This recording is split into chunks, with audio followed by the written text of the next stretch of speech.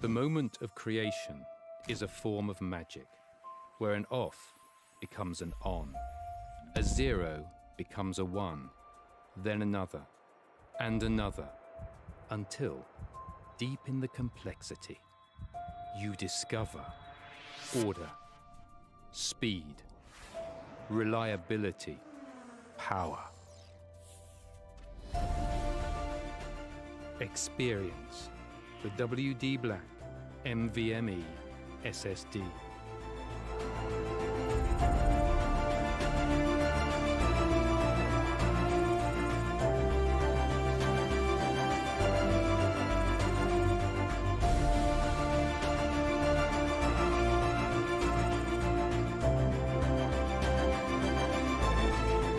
Fueled by darkness. Level up to NVMe SSD performance.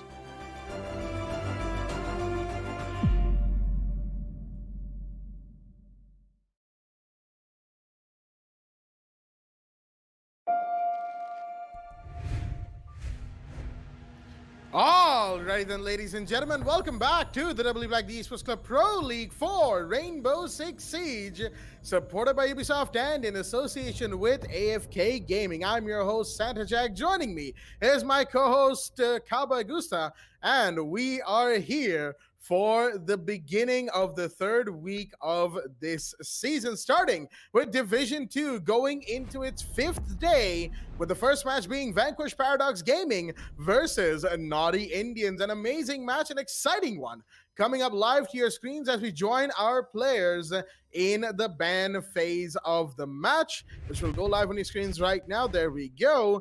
And Thatcher, as usual, is going to be the first ban of the day. No surprises right there. It is Oregon after all. But here we have a rather interesting ban from VPG's side. They will decide to ban Capitao. Now, primarily, you look at Capitao and you think area denial and line of sight denial with those smoke bolts and firebolts. But the other thing that Capitao is really good for these days is being a direct counter to Wamai without using any other operator's secondary gadgets. And I mean, you know, Wamai is also Capitao's direct counter, so there you go. You have that ban coming out as well from the side of VPG. They really just took out one operator and his counter, because why wouldn't you? It is, again, Oregon. These operators are very strong here. And the meta ban just about sums up this entire ban phase, which is most of these bans are very standard to Oregon. Capitao is a little uncommon, I will admit. But overall, it's either him or Maverick or Jacko, sometimes a Blackbeard if you're really playing against a team that likes to emphasize on Blackbeard. But enough about that. Let's have a look at both of the players' rosters that are in the lobby for us today. From the side of VPG, we've got Nexus, Exter, Nostalgia. Wait, what?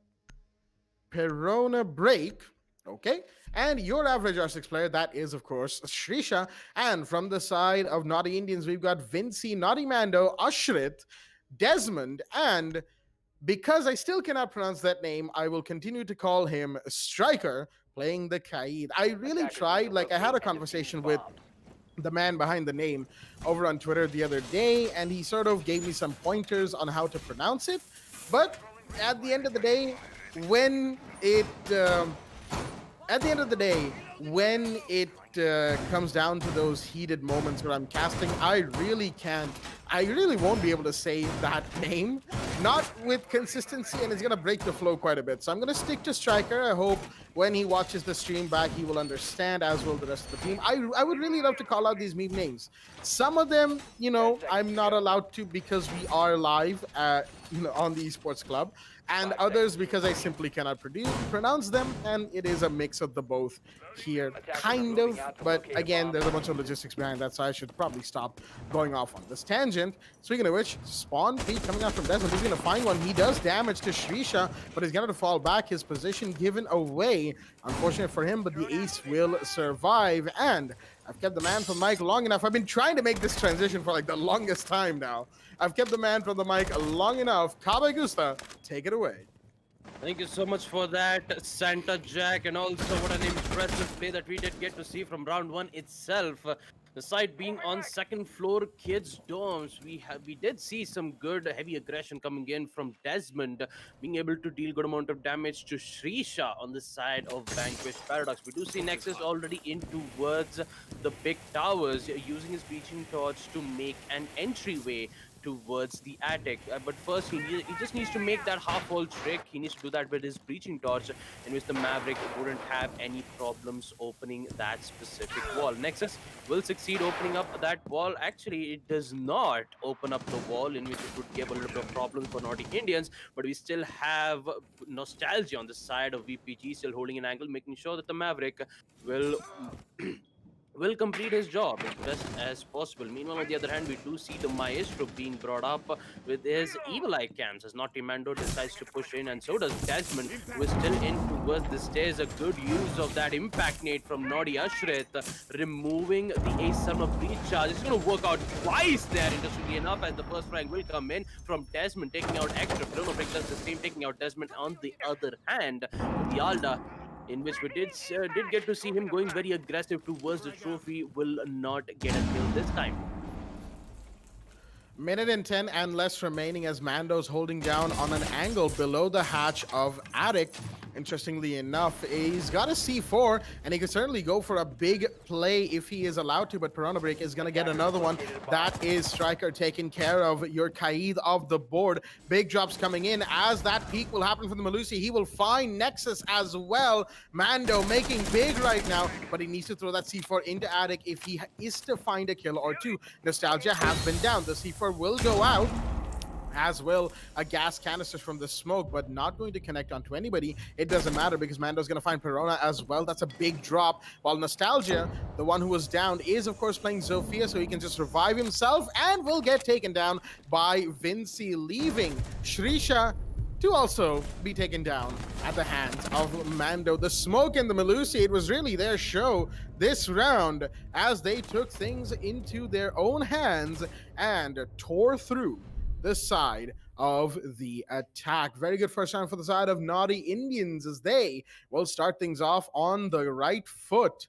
Now heading to basement laundry and a supply room. Well coordinated defense on the most part, although a lot of it came down to how Mando the Malusi went around and about that roam game. Down below towards meeting, taking down a couple of very important operators, and that peak on that hallway window, it's starting to become a little common, admittedly, but it is still a peak that is very powerful when done in the right circumstances.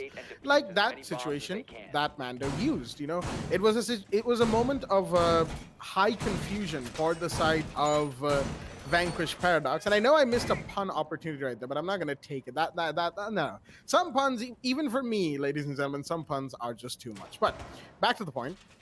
Mando, he had that little moment where he could have really gone for that play, and he did, because it was a high traffic moment for VPG. Tons of noise and tons of activity was happening around the map, and there were bound to be some holes in the areas that they were holding. Mando simply took advantage of that. Good awareness from him, and it was an attempt that paid off as well, so good on him for that.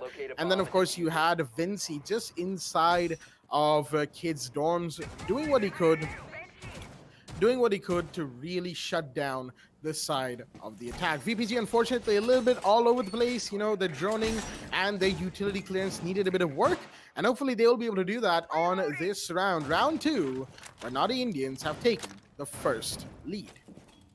Well, with the attackers almost progressing in towards the blue bunker, they are met with heavy resistance. That's going to be Desmond, who has manned himself with the ADS followed up with that deployable shield. But interesting enough, we do see Naughty Ashray with the TCSG in hand, able to give some good angle towards on basement, from the blue bunker itself, but needs to be careful on towards the big tower stairs where Perona Break, playing as the Nomad, will be able to place one of those air jabs towards the kitchen and then proceeds to push towards the meeting hall. Vinci, on the other hand, he has those smoke gas canisters to make sure even if one of those players who were defending on blue bunker goes down, they'll be able to toss it out with the smoke gas canisters to make sure that they won't have any problems dealing with it. Desmond, on the other hand, will take some major damage, and as he is forced to back out at the at towards the wall, but we see Vinci already with the first try taking out one. Naughty Ashred with the TCSC on the other hand, a beautiful headshot taking out Nostalgia, making it a 3v5 situation already. Vanquish Paradox is in trouble, and Naughty Indians, they just want to continue their aggression here, ladies and gentlemen. As we see Desmond reinforcing the wall towards on basement. Supply room C4 comes in, doesn't connect, and neither does the damage being dealt from the attackers. The Ronot will be able to give him the exact location on where exactly the Goyo's location is, but with a lot of time being wasted around, Vanquish Paradox have absolutely zero idea on how to contest this. Mando, aggressive peek, he's going to get one with the MP5. Does he get the second? No, it does not. The big tower says won't work out well, but the TCSC works out well. On the other hand, gets 2 kills, but another refrag comes in where it is going to be a 1v3 situation. Verona Break needs to find 3 players on the side of Team Naughty Indians. The huge resistance been coming in, especially Vinci with the grenade, but it's going to be Striker with the AUG to use that Vulcan shield to eliminate the final player as the Nomad goes down. What a speed! But unfortunately, that speed wouldn't work out well. Second round basement laundry goes to the favor of Team Naughty Indians as we proceed to round 3, where first floor kitchen and dining hall will be the site.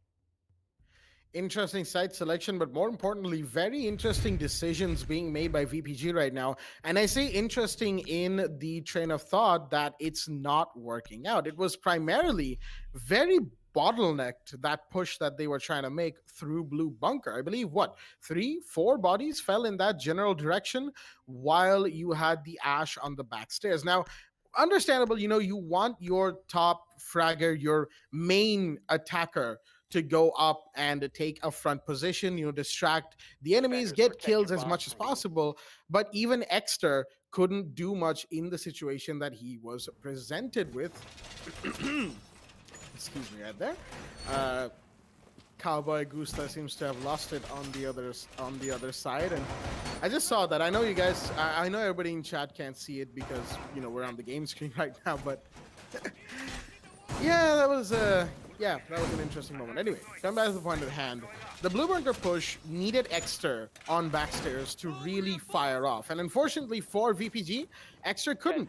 He took a little bit too long to gather the intel that he needed and didn't push the Goyo because there were other operators, other defenders watching behind him from inside of the hallway, and even at one point from the connector room of site, supply room that is. And that really stopped Exter from peeking because his head could have been taken down at any point in the round. Vinci was there watching that for so long, and then later on Mando swapped out with Vinci, of course, to take a kill and then get taken out himself. But the point stood that Exter took damage because of the Melusi being present, and Mando did his job. He scared him off only for Ashrit to later on take the kill. That is good coordination from the side of Naughty Indians, and not so much from the side of VPG, because they seem to not have any backup plans for in case that tower blue bunker push failed. They didn't try White Corridor, they did not try the main stairs, nothing else was attempted. It was all or nothing, and unfortunately for them, it amounted to nothing. This time it won't, however, as Desmond will go down early. Shrisha coming in, taking the first kill, a much needed one, as we have infection tricks, going off on those Exkyros pellets. Mando, however, he's out of impact grenades, and he won't be able to do any more of that. Line of sight will be open in his general direction towards lockers right now, showers that is. And the man has to be very, very careful where he is holding. He's got his buddies all over the place trying to do what they can to support him. But again, these angles aren't exactly favorable for defenders, so they have to be very careful.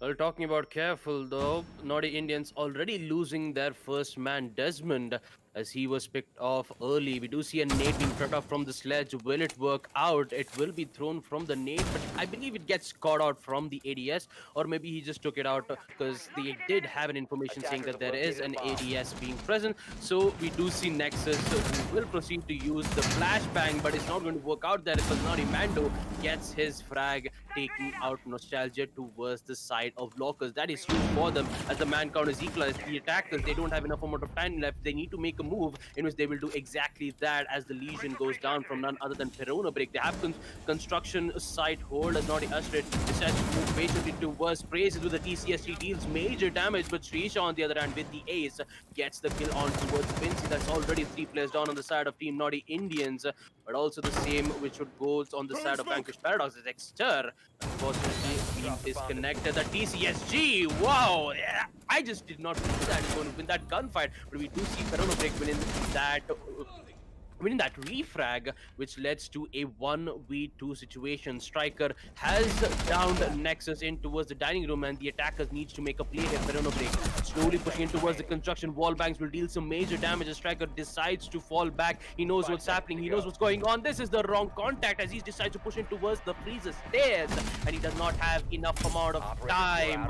Naughty Indians will win round 3 first floor kitchen yet again as we take a look at it in the instant replay, ladies and gentlemen, as we proceed to round 4. It was a 2v4 situation coming in on the side of Team Naughty Indians. Unfortunately, with the unfortunate disconnect coming in from VPG, they will unfortunately have to go for a pause timer. So yeah, we are just back into the caster's desk. Cowboy Gusta and Santa Jack here to talk some analysis on what exactly happened for the past 3 rounds. Most certainly. And that last round, once again, demonstrates from VPG a sort of hesitancy that we're seeing from them that's been hurting them quite a bit. They're doing their intel gathering work pretty well, and most of their utility clearance has been by the book, standard overall, but they have suffered when it comes to, transitioning into the execution. They start losing bodies, and they can't refrag, or even if they do refrag, they can't, continue on that trend, and they continue to lose more bodies than they can cope up with. In that last round, that's mostly what happened, even though there was some very good work being done from the side of Naughty Indians, and then some very good recuperation work being done by, the side of VPG.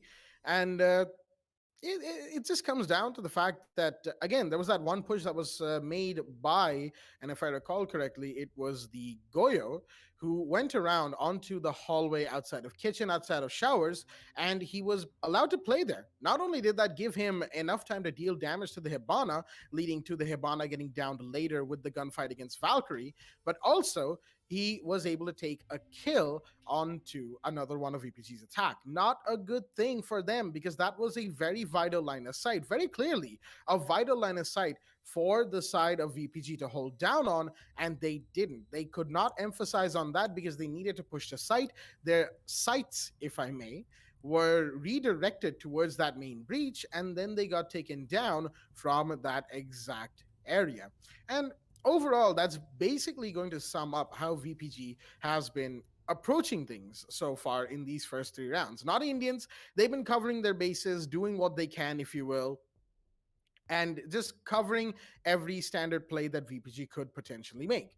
VPG, on the other hand, they're trying to go for these very one-dimensional, bottled up pushes, bottleneck pushes, if you will. Like we had the blue bunker tower push, which was what, a 4-man blue bunker push with only Exter playing the Ash on tower backstairs. That was unfortunate, as we saw in that round. And then in the previous one, it was practically an all-man small tower push, which again, while it gave them the early frag potential, while it gave them those early kills, they unfortunately faltered right towards the end of the push, started losing bodies, gave away the advantage, and could not win it back, even in the 1v1.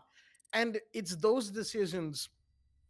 Wow, I butchered that word. It's those decisions that are being made by the side of VPG that they need to look into. They've had this problem for some time now, and they really need to look into those, and hopefully they will. Hopefully we'll see some adaptations coming in from the side of Vanquished Paradox, because otherwise, if not, then Naughty Indians are about to completely run away with this game. And sure, that would make for a fantastic story for Naughty Indians to tell.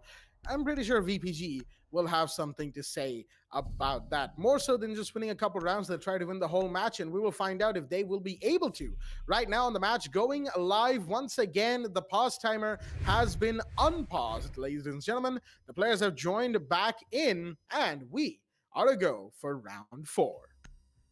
Round 4 will proceed. The site this time will be on second floor Kids Dom yet again for Team Naughty Indians to defend. Since they did, however, win it out in the first round itself, I mean, why not pick it out in the fourth round when they are winning a total of 3 defending rounds in a row? Naughty Ashrit, a very good use of the impact nades to try to trick out the walls on the games room, in which it did work out well on the side of Naughty Indians, though, because for Vanquish Paradox, they were forced to push in towards the trophy and white stairs, in which all Naughty Mando had to do with the MP5 is to just get those kills, in which he evidently did, which gave VPG quite a startle, though. There are some places where they did try to struggle a bit, as we did get to listen from Santa Jack's opinion about the teams on the side of VPG. They are dealing a bit of a lot of problems there, especially on the basement church push, where they were just pushing in towards the big tower stairs. They did not, however, win that push, even including on first floor kitchen, where it was most probably a 1v1 or a 1v2. This time, Naughty Indians, they just want to keep I mean, they're just trying to try to use their aggression over here. We'll go for a spawn peaks as best as possible. We did see the Maestro picking towards the armory window, towards the construction site spawn, yet again towards the from the connector window to hold towards the street spawn. Unfortunately, Naughty Indians won't be able to find one just yet. BPG, on the other hand, though, they're playing it quite passively. Though they're playing it very patiently. They're just waiting for Naughty Indians to make their move so that they'll be able to take them out piece by piece. And talking about piece by piece, though, it will be the rumors who always be aggressive, especially the way how you see Desmond holding in towards the construction. He is now in towards kitchen as VPG has started to open up the walls towards on the attic, and Striker, on the other hand, with the AUG 3 taking out Nostalgia right out of the bat, which would give a very difficult situation here for Nexus, though, because Maverick is the one who is using his bleaching torches to make an entryway towards on attic. One little flank is more than enough to get those kills. We see Ash making lives of side. Here comes Desmond with the push, eliminating Extra, making it a 3v5 situation. 1 minute left. Vanquish Paradox have already lost 2 players. The Breach will comes in and instantly gets denied from the Maestro's impact.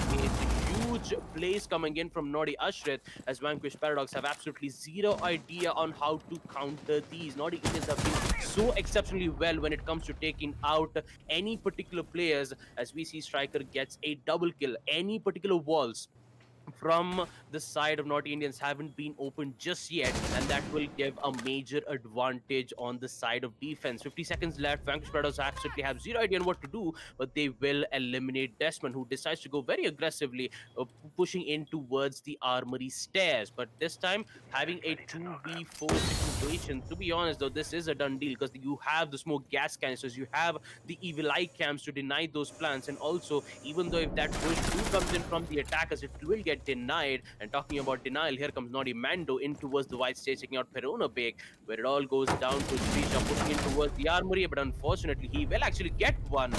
He gets traded out the other from none other than Naughty Mando. Yet again, Naughty Indians winning round 4 on second floor Kids Dom will be the one to get the win as we proceed to round 5, where VPG have absolutely no idea on how to counter it. Absolutely. VPG right now are just very all over the place and very much, they're just not looking good. Again, same problem. This time they tried to fan out their approach, tried to see what they could do instead of going all in into one singular push or from 2 sides or whatever. It doesn't matter. They kept getting taken out. This time it was 1 by 1, and there was some great denial being done from the side of Naughty Indians. Again, Naughty Indians practically outplaying the side of VPG on all fronts right now, as they will move to basement laundry and supply room once again 4-0. Now, understandably, Oregon is a defender-sided map. For the most part, there have been times where attackers have taken the advantage. VPG themselves on Oregon have been no stranger to taking advantage on the attacking side. But today, what we're seeing from VPG is rather not stellar.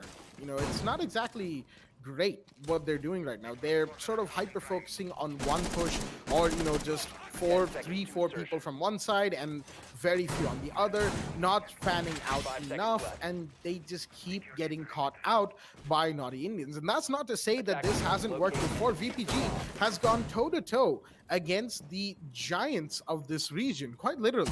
And with that kind of attacking strategy, they've managed to take multiple rounds. However, it would appear that Naughty Indians have done more than their share of work to figure out exactly how to counter this situation, and that is what we are getting to see from the side of NI. With that being said, there's still plenty of room for VPG to make a comeback. 2 rounds right now on the attack will put them in a 2-4 position where they will only have to take 2 rounds on the other side of roll swap. That is something they desperately require. If they're not able to get that, if they go 1-5 into roll swap, it will be very, very difficult for them to come back on the defense. Even if they are on the defense, Naughty Indians' attack is also one to be feared. Maybe not quite as much as their defense, but still, the skill that this team presents to you as an enemy team, you do not want to underestimate in the slightest. Utility clearance coming up, but Usher, that's very aggressive right there. And we saw this before from him a couple of rounds ago, where he was peeking blue bunker, he was peeking the main back stairs of tower, trying to find any operator, but this time looks like VPG, for the time being, have fanned out, deciding not to completely bottleneck themselves in the blue bunker. But here we have a push coming in towards blue bunker, nearly finding Ashrit, but the man will be safe. Not Mando though, he falls. It's a 4v5.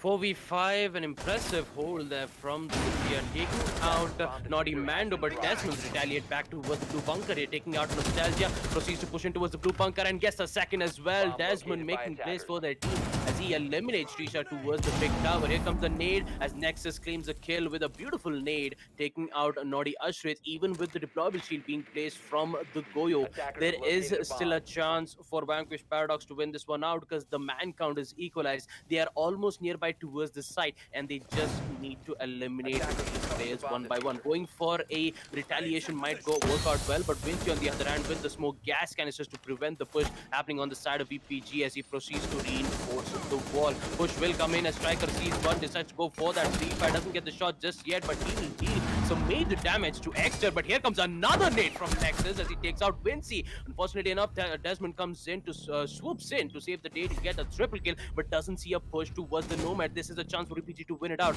as it all goes down to Striker. Push in towards the freezer, and he needs to make a play. He doesn't have a nade, he doesn't have a C4, and neither does his life. Exter with a final kill as VPG will finally win their attack in round 5, basement laundry / supply room. As we take a look at it in the instant replay, ladies and gentlemen, we will now proceed to round 6, aka the final first half, where the scoreline is 4-1, with Naughty Indians getting the high ground. 4-1. Let's see what's going to happen as we proceed to the same side yet again. Basement laundry. We don't see any changes coming in from the operator select. It's still the same. The only difference is that at the beginning of the round, we did get to see Naughty Indians were most of the time getting those early kills, but this time it was VPG getting those early kills thanks to Srisha, who was in that big tower stairs, getting that important kill. And also kudos to Nexus though, getting those 2 grenade kills, one towards the boiler and one towards the reinforced wall of supply room. Getting that kills was vital for Vanquish Paradox to win that round. Hopefully in round 6, if they do make it to 2-4, there is a higher chance for VPG to win it out in the second half. But will Naughty Indians be able to give it to them? We're about to find out. Most certainly. Excuses for the pause there. I was meant to press the unmute button, but I pressed something else entirely, brought up a random window on my screen that I had to close quick. But of course, crisis averted. It wasn't anything crucial or whatever. It was just a mispress, fat finger as they say. Given the size of my fingers, yeah, I'm not surprised. Anyway, point at hand, 4-1 scoreline. Naughty Indians, just like Baba said, they have taken the high ground. And it's down to VPG because they sort of underestimated Naughty Indians. At least initially, that's what it looked like. The way they were playing around, trying to figure out what Naughty Indians were gonna do. And while 4 rounds is a very long startup time, it's better late than never for VPG to wake up and start taking round after round right now. There you go. Vulcan Shield already gone. That's gonna push Ushrit away from the side that he was trying to hold on towards that. Towards that boiler room door. It's gonna be seen, however. Shots are gonna be fired by Shrisha. That is an LMG that never stops firing, you could say. Almost never stops firing, but no, Desmond's gonna find Perona. Where did that come out? That was towards Attic. That's a big drop indeed. The Nomad going down. Not a good sign for VPG. They've lost a big one early, and that's a peek from the smoke to get punished very quickly by Nostalgia, making sure that Vinci does not come out for his team this round as well, shutting him down before those gas canisters can do any more damage to the side of the attack. Good shutdown. However, they need to do more. Ushrit, in the meanwhile, he's gonna have to be very careful. He's low on HP. One explosion of a Vulcan shield can take him down, but that's not gonna stop him from peeking all of the angles that he's already taking a fight on. Striker, this time on the Maestro, bringing in the Alder, holding on White. He's got good cover on all sides and good information trade-off for the most part, while they wait for VPG to make this push. Interestingly enough, Nexus going for the hatch breach inside of the meeting. A little inefficient right there, and the odd strategy of being prone right on that hatch as he goes for it. Could be a hot drop if he wants it to be, but it won't, as Shrisha in the meanwhile out of impacts can't do anything about that Banshee. That's going to slow him down significantly. Desmond going out for a big flank right now with 50 seconds remaining. Is that advisable? Because if the push into side falls in from VPG with no hindrance whatsoever, then they will be left in a bad position. And there goes Desmond, unfortunate, but Exter turned around towards tower stairs just at the right time to shut down the Jaeger before that flank could become dangerous. Now, VPG, man advantage. They have lines of sight to work with. All they need to do is get in there, give themselves cover, and get the plant off. But no, he looked away for a second. That's allowed Mando to rotate back into the bomb site.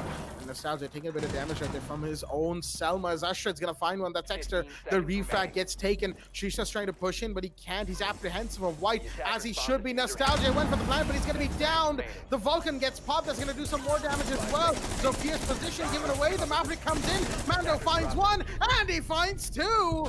With Striker falling in the rear to take one with his evil eye as well. That was the downed ace. And with that, will be another round going the way of Naughty Indians. They take a big, huge advantage in the first half of the match, 5-1. As VPG's unfortunate slump continues, they are not looking good at all. They made it to Division 2 last season, barely managed to stay here in the previous season as well, and now, once again, they are not in a good way. Second floor dorms and dorms main hall will be the site of choice, as VPG, now on the defense, have a very steep hill to climb. Well, definitely not a good day from Vanquish Paradox though, but maybe this might be their turnaround. Second half, where Vanquish Paradox will be the one on defense, Naughty Indians on attack. And talking about that impact tricks that we did get to see here, Jack, we did get to see that impact trick from the Legion in towards when the site was on the first floor dining / kitchen. Using those nades to deny any Hibana's pellets being, opened up to make lines of sight, and also denying the Selma breach charges being opened up towards the game's room wall. A very good use of impacts, which Naughty Indians did not have any problems dealing with second floor kids though, but they had a bit of a problems on basement laundry. Still, Naughty Indians making, winning a total of 5-1. They just need 2 more round wins on attack. Let's see what's going to happen as we proceed to the action phase. Naughty Indians, what a devastating performance that we did get to see right through towards the qualifier phase. Then Div 3 promoting to Div 2, and then now they're just absolutely destroying any team that they see from the opposition team. Naughty Mando, he has a job to do though. He knows that there is one playing also very close towards on the armory and the armory room, as Desmond and the Ash, both of them already made an angle to box the particular player who is holding in towards the hatch. Although interesting enough, we do see the hatch has been reinforced, in which Nostalgia can be able to be in a specific corner. Unfortunately, that corner might not work well as Naughty Mando decides to use one of his breach charges to try to deal some major damage, and Nostalgia will do that. But Extra, on the other hand, eliminates Desmond. That is a vital kill because Desmond, when he was on defense, he used to perform extremely well. But with him being eliminated, that would give VPG a strong lead that they can work it out with Naughty Straight slowly pushing in towards the bedroom. They Naughty Indians, they've lost one, which is a huge battle for them. But still, Mute, he has yet another angles to deal with as Striker decides to use a summer breach charge to open up the hatch. He knows that there is a Mute being played, decides to go for that pre-fire, but no, it's not going to work out well. It's going to be the Ash, aka Naughty Mando, eliminating Nostalgia. But on the other hand, we do see Ashrit being downed while there is Exter pushing very aggressively towards the trophy room and then backed up in Dom's main hall. Interestingly enough, I think it was once again that man Exer who did the downing on Ashrit. And now with the ADS being burnt, he's forced to fall back. The shield over there, the Goyo shield, will be broken. Mando, in the meanwhile, trying to find some angle, if he can, onto these defenders. Accidentally drops down the hatch of armory. He'll have to go all the way back up on a rappel. That's going to waste some time from the side of the attack. Naughty Indians on the attack looking a little unsure of themselves. They haven't done a lot of the utility clearance that they needed to take care of, excuse me. Should have been done already, but it's not. We're on a break. Behind a Vulcan shield, there's still that ADS that's stopping that shield from being broken, but now there's going to be a grenade coming in. There we go. Vulcan shield gone. And a little bit of damage done to Exter as well. Not sure where that one came out of. Could have been the smoke. Throw another one. Meanwhile, we have a little bit of an unfortunate situation developing for the hard breach, but that won't matter. Ashish is going to take down Ashrit. That's another kill confirmed. Naughty Indians once again at a disadvantage. Not looking good in this push. They haven't gotten the body trade in. And no, he's not going to see the prone Valkyrie. That's going to be another body drop. Piranha Break finds another one. It's all down to the Maverick. He finds one. He's inside of Attic. But how much can he do? Not much. Piranha Break shuts him down. BPG take round 7. VPG decides to fight back, winning their first second half defense of second floor Kids Dome. As they will win, they will put their yet another point in their board for them, 2-5. As we proceed to the next round, round 8, where basement, laundry, and supply room will be the site. And talking about that attack, though, I do have to appreciate Mute. I believe that was Nostalgia who was holding in towards the armory, wasting a lot of time, wasting a lot of utility, forcing the ace to use his Selma breach charges to open up the hatch. Did not give the attackers to open up the games room wall, which was vital for the attackers because especially when that execution come in, they do need that wall to be open so that they'll be able to make that lines of sight to eliminate those players one by one. Unfortunately, not being able to open it gave Naughty Indians a very difficult time for them to even get those kills. They did, however, open up the attic walls, did give them the access. We did see the Mavericks slowly pushing in, but unfortunately, time is of their essence, and they lost a lot of time. As we proceed to round 8, Basement Laundry will be the site for them. And talking about it, though, BPG, they are in Division 2 since, as Foxy would love to call it, the bloodbath of this division.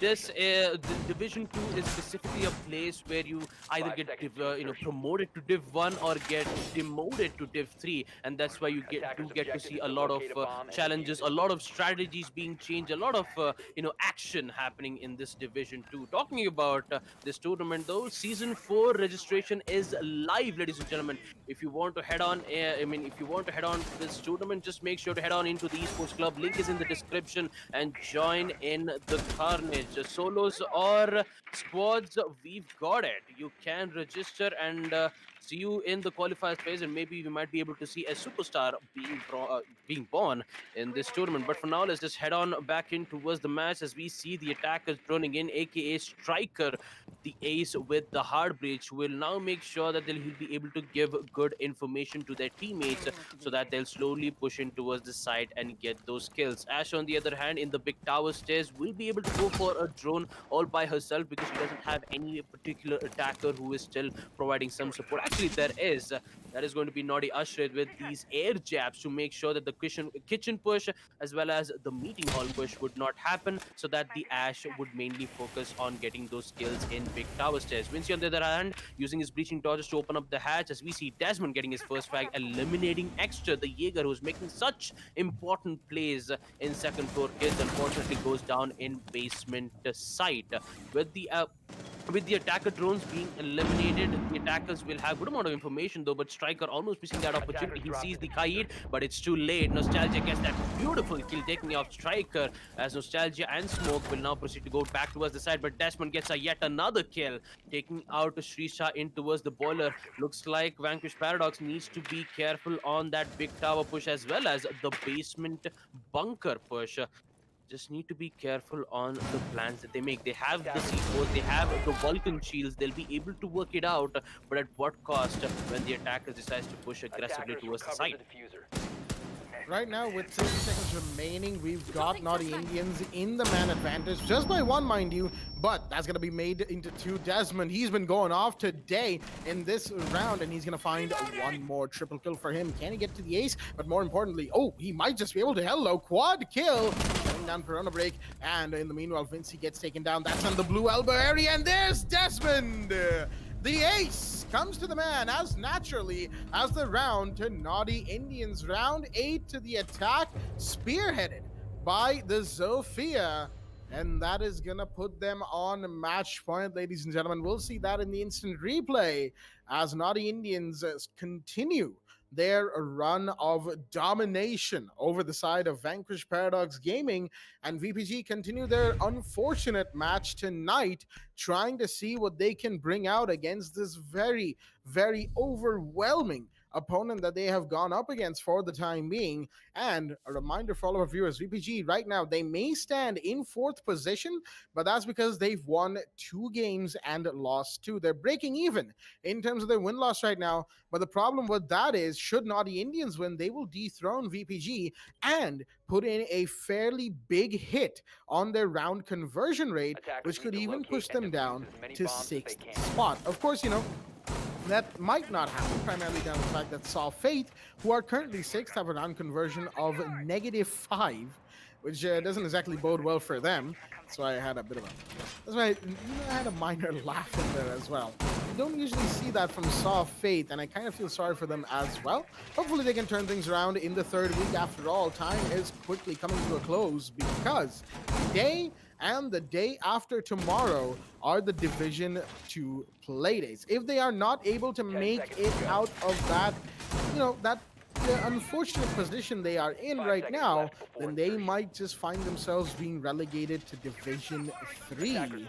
That won't exactly look good for them. Oh, it would not. But for the time being, we're going to focus on the Vanquish Paradox situation and whether or not they go down to 5th or ascend to 3rd place. Either could happen, but the latter is definitely far more unlikely. That is for sure. For the time being, Naughty Indians in the lead. Match point, 4 whole rounds of Rainbow Six that VPG has to try and play to the best of their ability and bring this situation back in their grip, in their grasp. That's what they need to do, and that starts with clearing up on the many mistakes they made, most of which really related to peeking Desmond while he, i.e. the Zofia, had the advantage. They're not going to do that this round, at least I hope, as Vinci in the meanwhile going for the Maverick breach on the hatch, main hatch of meeting. Interestingly enough, the way he's doing it, it actually grants him protection from being shot from below, because there's this little solid border on the underside of the hatch that doesn't get breached by Maverick's blowtorch. Not sure as to how that works, but for the time being it works, giving Vinci enough time and room to get that done. Utility clearance coming in as a grenade will come in as well. The guy's gonna have to book it, and he will. And Extra in the meanwhile is gonna find Desmond. Big drop comes in as Nexus finds Striker. Those are 2 important kills, very important kills indeed. And Naughty Indians suddenly, not only have they lost the diffuser, but they have lost the match advantage. Well, talking about man advantage, Vince is gonna get one though, but Exter will continue their aggression, taking out Naughty Mando, which leads to Ashrit and Vinci. And it's one of them pushing towards the blue bunker, and one Vinci, who is still in the hatch towards on meeting. They need to make a play. It is a 2v4 situation with Nostalgia, making a very brave play, pushing very aggressively towards on blue bunkers. Getting those 2 kills was vital for VPG to get back in the game, but still, in a game of Siege, anything can happen. And talking about anything, there is still 2 players on the side of Nordic Indians who can still make this play. Dropped out will come in from the Maverick, getting one more as he's going to take out Nostalgia. Decides to push in towards the freezer, but he needs to be careful of the smoke, who's being also very close in towards the blue bunker. But we do see the Shrisha who decides to go pre-fire in towards the big tower stairs. The attackers, they need to make a move, and VPG, they're just patiently waiting for the attackers to make a move. And talking about it, Exter will get one and gets the 4th kill as VPG will win round 9. Basement Laundry saying that we are not out of the game just yet. They'll just try to come back to the game as best as possible to try to go for that equalizer. But still, Naughty Indians are in match point, and since Basement Laundry has been held out successfully, they are back with second floor kids dorms. And talking about soft faith though, Jack, me on the other hand, when I just started maining Kali for the past 2 to 3 days, it's mainly because of how well Playlove plays as Kali. That actually kind of motivated me to play Kali. And my god, Kali is such a very great operator if you try to know how to play that specific operator, who know how to go for that peaks, understand what kind of weaknesses they have. And talking about it, Santa Jack, I do want to to be honest, I still have faith on them, all right? Get it? I mean, I still have faith on soft faith, because I see what you did. Yeah, I mean, I still have faith in them, because they have a chance to get back into the standings. Maybe, who knows, get back into Division 1 and show what they are capable of. But talking about Naughty Indians, though, they still, if they did, however, went to 7-2, they would have had that maximum round conversion rate. But since Vanquish Paradox made it to 3-6, that round conversion would start to decrease. Naughty Indians wouldn't be careful about it. Still, it will be the same, same hold that we did get to see from second floor kids dorms in round 7. So with that, we do see a very huge reinforcements being placed towards on armory, followed up with the Jaeger ADS. So you see a heavy hold towards an armory. So this might give some hint saying that it would be better to just push towards the attic or just hold an angle towards on second floor kids window. Looks like Vinci is going to do exactly that. Repelled in towards the windows of second floor dorms, but he is still afraid that there might be some particular defender who decides to go for that peek in the attic window. So he just needs that information, and Naughty Mando still decides to do the same thing yet again. Inverted repel, and it's going to be Vinci getting his first frag, taking out Nexus in towards the windows of kids dorm. Striker will continue to push in, but here comes those breach from the ace, and Nostalgia needs to make a move. He is supposed to be in a different position in which he is more likely to be naded right from below if the attackers do try to do something about it. And talking about it, Vinci is he is almost on his way as Desmond gets yet another one, taking out extra. Nostalgia tries to make amends, eliminating Non-Demando finally while he was inverted repel for the past a total of 10 to 20 seconds. But unfortunately, the damage has been done. 3v4. The man count is still on the side of Naughty Indians as the nade comes in. Will it connect? Yes, it does. Vinci with a beautiful nade will be able to give them the instant access in towards the armory lockers. Attackers are slowly pushing in towards the side. They have the control on trophy. They have the control. They haven't opened up the wall just yet, which should give VPG the maximum advantage when it comes to getting those wins in gunfight. Although they do need to be careful of those trades and also those aggressive peaks, as we do see the C4 being tossed out. That would eliminate the deployable shield, in which the attackers don't have to worry about it just yet. Is some of these charges finally being used to open up the wall as we reach the 1 minute mark. Plenty of time remaining for the side around the Indians, mind you, given that they have the advantage, and that was terrible positioning from Shrisha. Far too busy trying to take out the drone for, taking care of his actual position. Now the Goyo spotted, and it will be Ashrit to take him down as well, nearly taking down the Zofia along the way. But as we'll see in the instant replay, that was not the case. It was through and through Naughty Indians today, winning Oregon 7-3 in a fantastic turn of events.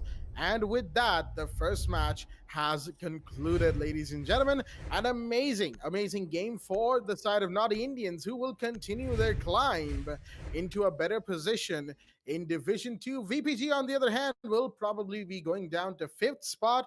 And if their round conversion rate does not pick up, if Saw Faith wins their later on game, then VPG will be in the danger zone. But of course, we still have a ways to go before the Saw Faith game. We still have a second game coming up right very soon indeed, and that is Monka S taking on East Samurai Esports, a game that I'm sure a lot of our viewers are anticipating.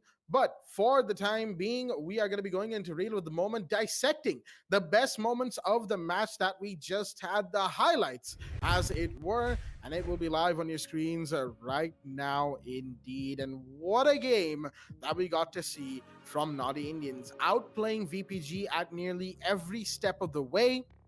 They did lose a few rounds, mind you, 3 rounds in the middle that VPG took, because they really made up for some of their shortcomings. They tried what they could, and they managed to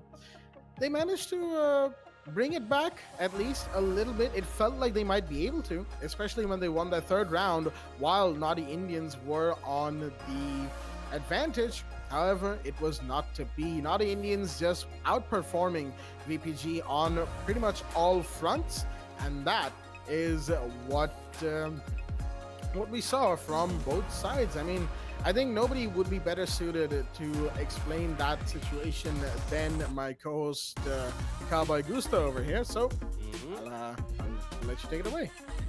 Well, yeah, talking about VPG though, I do have to appreciate Nexus with the Maverick though. He was just on point with those nade kills when the site was on basement laundry. And then we're talking about the first half, did not had that good plays in.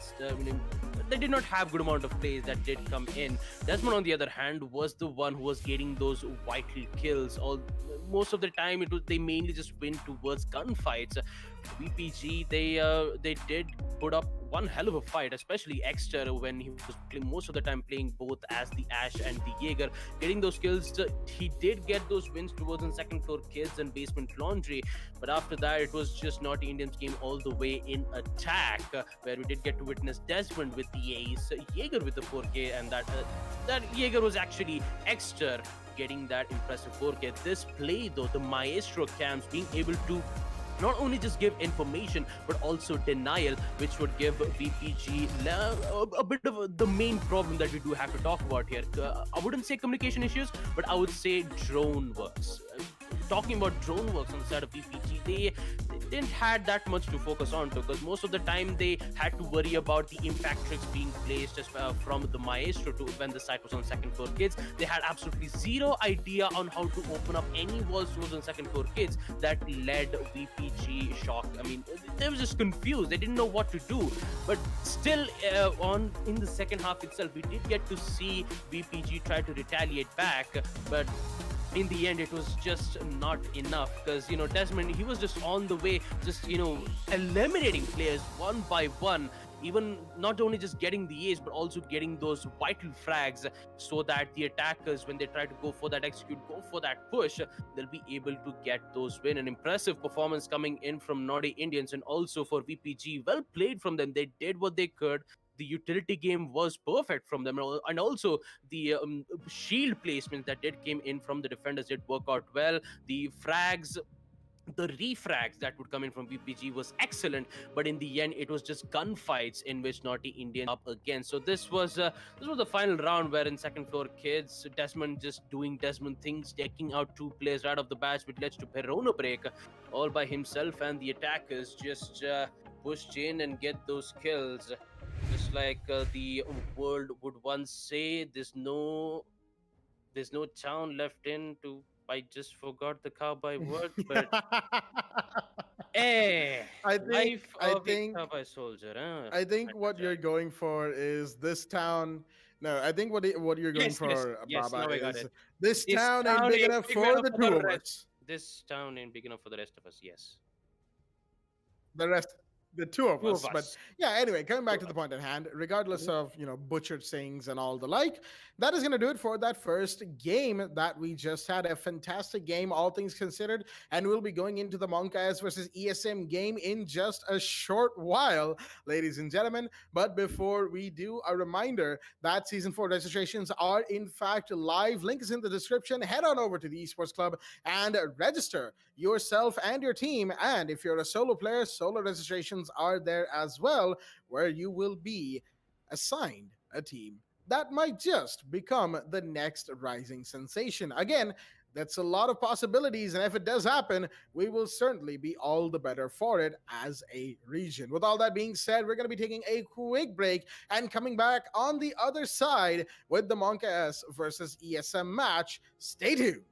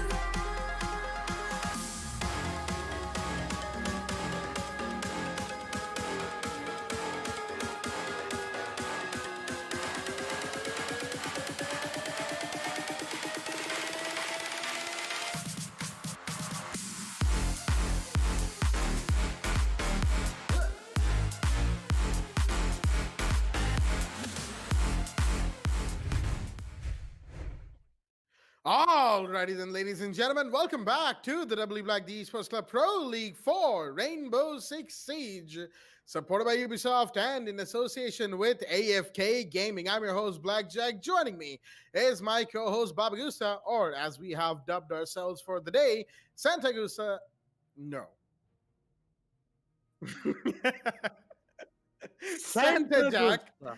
Santa Jack and Cowboy Goose. I guess you can interchange the words, the prefixes and the suffixes, but at the same time, it's all about the holiday spirit. That's what we are here for, and that's why we'll be going live in a quick moment with the second game of the day as well, which is Monka S taking on ESM on everybody's old favorite Clubhouse. And it has not been a while since we've seen Clubhouse. Let's be real here. We saw it just yesterday, just like we saw Oregon just yesterday. Interestingly enough, in the ban phase, the map ban phase, that is, it was between, at the end, Clubhouse and Oregon. I'm pretty sure I physically deflated on cam right there. But anyway, we're gonna join our players in the ban phase of the match. Starting off from the side of Monkas, who will decide to ban Hibana on the map of Clubhouse. Interesting ban indeed. Primarily, directed to hatch breaching for the side of the attackers. And ESM will certainly feel that effect as they have the second ban on the map. They will decide to take out Thatcher. That's certainly going to make hatch breaching on basement quite a bit tougher than you'd think it would be. However, of course, with Thermite able to trick the hatch on kitchen by placing it on the soft floor, and Maverick being Maverick, you would still have a lot of an easier time to get those hatches breached, especially with the Kaid ban coming out from the side of ESM as well. A good ban indeed, a fairly standard ban, said all things considered. As the final ban is yet to come out, Monkas have the final ban on the map, being on the defense, and they will decide to take out another meaty man on the side of the defense. That is Maestro, gone from this match. And once again, a Thatcher ban, very standard. Kite ban, very standard as well, along with Hibana and Maestro taken off the board. With all that being said, we're going to be moving into the first round after taking a quick look at the rosters that are here for us today. From the side of ESM, we've got Mojo, Michelangelo, Shredder, Platoon Kid, and Cuskid. 2 kids, apparently. And that's a joke, of course. I'm not actually saying that they are. I gotta make that clear. It is the South Asian region, of course. I'm gonna leave it at that. But on the other side, for Monkas, we've got Firefly, Lusty Boy, Jora, Cruzy, and Ishan, i.e. I Move to Lion, i.e. Buckinator. Second floor CCTV and Cashroom will be the side of choice, and round 1 is underway. Round 1 is underway. Second floor CCTV will be inside. The dock will be cruising in towards the stairs of garage. Maybe just hold an angle. Especially when it comes to site on second floor CCTV, their main focus is to make sure they have the control of the nearby sites, which would be on the garage catwalk, main stairs, and also towards on construction. That will be their main point of choke points, where the attackers would try to go for that push, open up those walls, get the angle, go for a smoke plant, and then win the round. For the defenders, though, it wouldn't be that much. They just have to wait for the attackers to make their play, try to understand what kind of push that they're making, understand whether if they have a nade or not, in which on the side of ESM, we still have Mojo claiming to have the frag grenade. So does Cuskid, which would give a total of 4 frag grenades. Interestingly enough, we do see Michelangelo using the breach charges instead of the claymore. Since the side is on second floor CCTV, using a breach charge might be much more of might be effective towards the hatch when you try to go for an entryway towards on logistics. But other than that, you wouldn't see any entryways coming from that particular gadget. Talking about it, Firefly will be able to jam at least a total of 2 drones, 2 attacker drones, which would deny any intel coming in from the attackers. Although it can be countered with the Ashes breaching charge to take the jammers out. And and also to take out the bandit charges, in which Jora will be the one manning to do that exact location. On the other hand, though, the Attackers have mute gemmels located a would be bomb. destroyed in towards the garage, which would give yet another access for the Ace to use his Selma Breeze charges to make an entryway towards the garage. Now, Jora, he still has his teammate who is still watching right from below to make sure that there won't be any of the Sophia making that line of sight, but unfortunately, it's not going to work out well, and so does Jora, who in fact goes down from none other than Mojo in towards the window of CCTV. Big drop indeed. The bandit taken care of with a tiny breach to allow for grenades to go through, but Firefly is going to try and use that to his advantage. Zofia going to back away, warning the Maverick of that potential C4, but it will still come out and deal plenty of damage to both Shredder and Cuskid.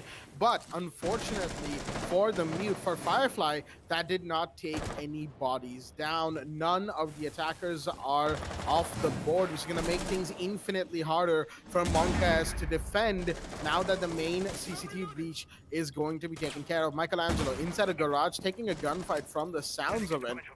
You have to be very careful. Mojo is pretty low on HP as well. All right, I guess he didn't know that the garage door was broken, but hello, that's a jump, and that's going to be a couple of kills for Lusty Boy and Cruzy. Michelangelo definitely caught by surprise by the Wamai just jumping down the rafters, and then you had the dog covering the long door angle. That's going to be two very big drops indeed, and suddenly that's going to turn the tables as well. ESM on the back foot now.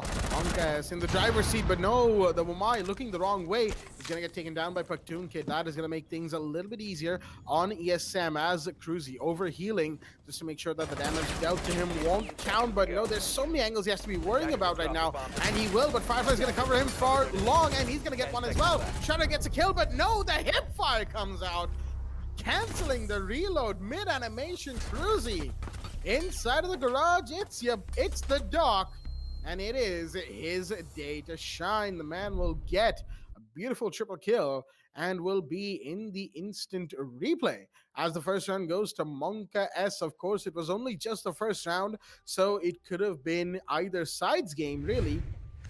The biggest thing that they were doing was feeling each other out. Although ESM and Monkas, they've played against each other plenty of times before. They are very high-profile teams in this region.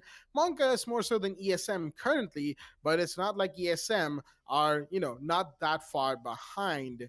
And they will certainly be looking to make some waves tonight. Will they be able to? That is, of course, up to Monka S to decide if their plays today will allow for ESM to put up a fight, or will they completely steamroll this attacking team here today to give themselves a better position in the leaderboard. Currently second, looking to get back into Division 1 in the next season, Season 4.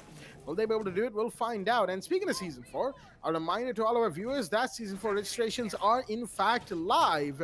So, with the link down in the description below, head on over to the Esports Club and get yourself and your teams registered for the qualifiers of Season 4. And if you're a solo player looking 10 seconds to insert. for a team, a group to play with, then no need to worry, as solo registrations are a thing as well. And of course, the team will be assigned to you when the registrations are included. It's going to be a fun time because, mind you, Nevermind Esports down in Division 3, sure, they may not be having a good season, but when they came onto the scene back in Season 1, they were, and to an extent still are, a solo registration team, and a pretty good one at that. So who knows, we could find a new Nevermind Esports in Season 4 qualifiers, and that could be your team as well. Head on over to the link down in the description below, and we will see you in Season 4. But right now, enough about Season 4. Back to this match in Season 3. ESM on the attack now at Basement, Church, and Armory. It's going to be quite difficult for them to get through this defense. Monkas in the last round showing their perseverance, showing how much they can withstand. It's going to be ESM. The ball is basically in ESM's court, is what I'm trying to say here, to make a play and give themselves that first round win. the Hibana ban in which Monka S brought up, which would prove to be very difficult for the attackers though, because they are prepped and ready for those impact nades, and a Shredder missing the opportunity to eliminate Muir in towards the blue stairs would be very difficult for them though. On the other hand, we do see Ishan placing some impressive camps that will give them 24/7 information, and so does the kill from Lusty Boy with the MP5K taking out Michelangelo. But is it too late? No, it's not. The Ace Selma Princess will be taken out, but unfortunately he's going to go down as well. Ace with the refrag as Paktoon Kid claims the life of Lusty Boy. The impact nays, the defenders don't have any of them just yet. Hopefully with Buckinator, who might maybe have an impact to deny those breaches coming in from the attacker side, but still you do have Cruzy in towards the tunnel. So if the hatches are open, they still need to be careful of a particular angles being rolled out to. Jora on the other hand with the smoke gas canisters toward the main stairs to deny any push happening, but they almost forgot about Kuskid, who is almost in towards the side. Basement church will be made an angle and also an entryway, but doesn't see a pre-fire from which Ishan gets one, taking out Paktoon Kid, and so does Firefly with the SMG-11 taking out Kuskid. With that, it is a 2v4 situation. Firefly with the C4 doesn't connect. There is one towards the stairs, an ill-advised peek, and that ill-advised peek will get a kill for a Shredder, making it a 2v3 situation. Jora still has those smoke gas canisters, and so does Mojo. With that intel, he does know he's going to drop down, but that drop down is going to work out well as Ishan claims that kill. Double kill for him, eliminating Mojo, and it all goes down to Shredder in towards the blue entryway. He has to go for the push. He's in towards the arsenal room, has to reload the weapon, in which both of them are reloading just now. The Jora with the shotgun, he gets one, gets two for the confirmation, and Monka S will win round 2 on Basement Church. As we take a look at it in the instant replay. Not quite sure what just happened to my voice, so I was about to sing a song, but for now let's just just think that I just came back to my senses at that specific second. As we proceed to round 3, basement, second floor, gym and bedroom will be the side, with Bonka S winning 2 rounds of defense. What an impressive play coming in on the side of defense, and also well played on the side of VSM. They did try all they could, and knowing that the Hibana has been banned, they did however eliminate the Vamai towards the arsenal room, which gave them the access to open up the hatch. But although it was too late, they were forced to make yet another entryway, in which Ace did use one of his summer breach charges in towards the bar, and they did went for a push in towards Moto and main stairs, followed up with the Maverick trying to open up the basement church. Didn't had exactly the perfect angle on where exactly Ishan's location was. Gets those 2 important kills, and with it, the round. The second floor gym will be the site for Monka S, and let's see if Esports has any counters for this team. 2 things I liked about that round. Cruzy running the P90 on the dock has my respect. You don't get to see the P90 often in competitive Rainbow Six, and that just shows the confidence of the man. Even if the P90 is a comparatively weaker weapon in terms of its damage output, that rate of fire is hard to beat for sure. And another thing that I liked about that round is that we nearly had the actual appearance of Santa Gusta, when Baba nearly started singing the round win condition. You know, when we began this particular match, I almost accidentally introduced us as Santa Gusta and Cowboy Jack, even though we're actually inverted in terms of our themes today. But point being, absolutely. Point being, that may or may not have been the first actual appearance of Santa Gusta. Who knows? We might see more of that later on, but of course, it is just the holiday spirit coursing through us for the time being. Ladies and gentlemen, we're going to be coming back into the match. Monka S. Plenty of emphasis being placed, excuse me, right there, on towards the side of CCTV. That is, of course, horizontal pressure that they will be trying to hold on against ESM4. The drone spotting the rotate that Jora was making. He's going to make an extra rotate down all the way to the basement, breaking open bar hatch as quickly as possible. Cruzy in the meanwhile, once again, P90 on hand, is trying to go for a play. But so far, nothing to show for it. Even if that 1.5x is a good scope, you can't exactly see through walls with that one.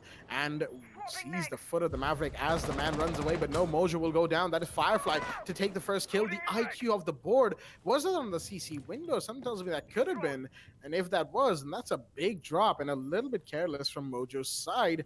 Unfortunate. The IQ of the board, big drop for ESM, but they have the Jacuzzi wall opened. In the meanwhile, that's going to allow them to get close to side. Cruzy, that mute jammer going away is going to be a little bit, is going to make things a little bit more difficult because, of course, of the fact that, he will be drawn out very quickly. So, but Petunia takes some damage. He was peeking that breach just a second ago and took some damage from Ishan, who was speaking wide about that as well. Castleberg gets taken down by the Ash down below, who will also take care of Jora. Big drop comes in and the Doc's position given away. Cruzy, what's he gonna do?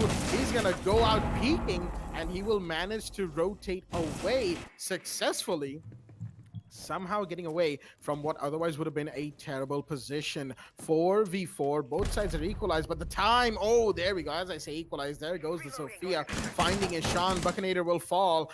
That's another bad drop. Cruising the meanwhile, P90 in hand gets one, and a good one indeed, but he's gonna get refragged onto by Kuskid, who pushes into sight. Does he have the diffuser? Yes, he does. He can go for the plant right now, and he will be, but it's being spotted. Firefly, can he get this? He cannot, and he needs to go in. It's all down to him. 1v3 in the post plant. One on the main stairs, one outside on the balcony, and one down below. Kuskid has rotated, and it's going to be a very difficult 1v3 indeed. Thrown inside a bedroom. He's going to be seen by the Zofia. Will she take him out? No, he won't. Firefly takes that kill, and that's going to force the Ash to come up. But Michelangelo, does he know where he is? I don't think so, but that's a good angle that the defuse has been planted on. He's trying to go for a counter defuse, trying to see if he can bait out an attacker or two, and Kuskid trying to peek wide from down below. Is he going to find the Jaeger? Time is running out. It's about to go past the point of no return, and it will. Unfortunate. And just as it does, Kuskid will shut down Firefly. Good attempt from the man, but the 1v3 was always on a timer, and he was unfortunately far too cautious for his own good in that situation. That would be the first round taken by the side of ESM, as the Jaeger, unfortunately, peeking around every corner, very well patiently played, by the side of Samurai, knowing that they need to get the plant off, knowing that their refrag game was strong once they took the advantage.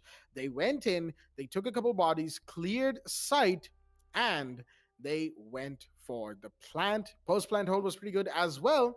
However, for now, we're going to be heading to CCTV and Cashin once again with the 6 pick from Mojo out from the Buck into the Twitch.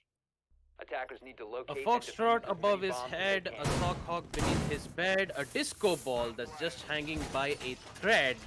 Unfortunately, Firefly in that post-plant situation had to deal with those three problems. Unfortunately, could not in second floor gym as we proceed to round 4. 2-1 is the score line, with Monka as still gaining the lead. 2 wins on defense as the site will be on second floor CCTV. This time we do see Jora with the bandits charges just right about now, and I believe we might be able to see that lines of sight being made to make sure that if when Jora tries to use his bandit charges to make that denial of those hard breach, his teammate will be there to make sure that there won't be any Ashes breaching charge or Sophia's impact nades to try to eliminate it. With that, Jora will be able to place at least one of those bandit charges towards the construction wall. And with that, the action phase will proceed. Yet again, it will be the same operator select, just yet from the attackers. A total of 2 frag grenades this time. Whereas Mojo, he used to play as a sledge, but this time he is now the Twitch. The shock drones, which will be able to take out any mute jammers, Vermeil's magnet nades, the bandit charges, and also, how can I not forget about the Valkyrie scams, in which Ishan has been placed very well, also hidden from the opposition. Finding that specific cams would be very difficult, and so does Cruzy, as he is blinded by those flashbangs, as the Twitch is either given a decision to either push in towards the stairs. Now Mojo just patiently waiting. He's just giving some basically giving some hint or a taunt saying that there is one particular player who wants to go for the push towards on the garage entrance. But with the wall already being open towards on CCTV with the help of the Maverick, they are now forced to be in a very difficult and an unusual positioning. The Firefly will take some major damage towards the drone, and so does one player who's going to go down. It's going to be Paktoon Kid and Cuss Kid, eliminating Cruzy and Lusty Boy, making it a 5v3 situation. After all the damage that Monkas has been done for the past 2 rounds, Samurai Esports are now angry and they are hungry for kills. Firefly will now decide to push in towards. Yeah, technically I just mixed both angry and hungry both at the same time, but yeah, as I was talking about it, 5v3, Monkas is in trouble and Samurai Esports are slowly closing in towards the side. Jora playing the stable angle inside of the cash right now. He could tend to be the one to change things, but no, he will go down, whiffing far too many shots for his own good as Paktoon Kid gets his double by taking down the mute. Firefly falls, and it's all now down to Ishan. Buckinator coming into cash. He might be able to revive his teammate, and he will. That's going to make it a 2v5 as Kuska's grenade gets caught on Magnet, but he is safe from that. The C4 throw is going to come in. Will it find anything? No, it will not. That C4 hasn't gone where it needed to, but another C4 will come in. That's going to be from Ishan to find Cuskid, and that could be the start of a glorious 2v5. Jora, he sees those things, but he can't make much of it. Ishan has pushed up quite uncomfortably close to the diffuser, and Jora in the meanwhile will be punished, and there goes Buckinator as well. Very, very well done from the side of Samurai Esports right towards the end, as they once again taking bodies with the intel gathering that they needed to do, clearing out what minimal utility is there, and pushing Monkas at their own game. That is certainly a good way to go about this game, this match, excuse me. And Monkas, for the time being, are after those first 2 rounds, they're looking a little unsure of themselves, a little bit, scattered, if I may.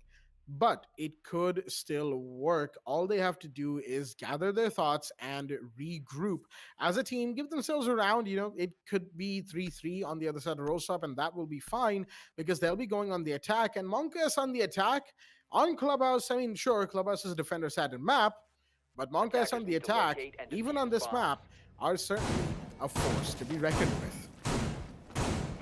A force to be reckoned with, or maybe the force to be with you. I was trying to go for a very good dialogue and it just ended up being, yeah, it's just too many references. I'll just I think it's best for me to just stay back for now and just focus on the match at hand. Samurai Esports 2-2, winning 2 rounds of attack, equalizing the round in the first half itself. Would give a higher chances of this match going to overtime.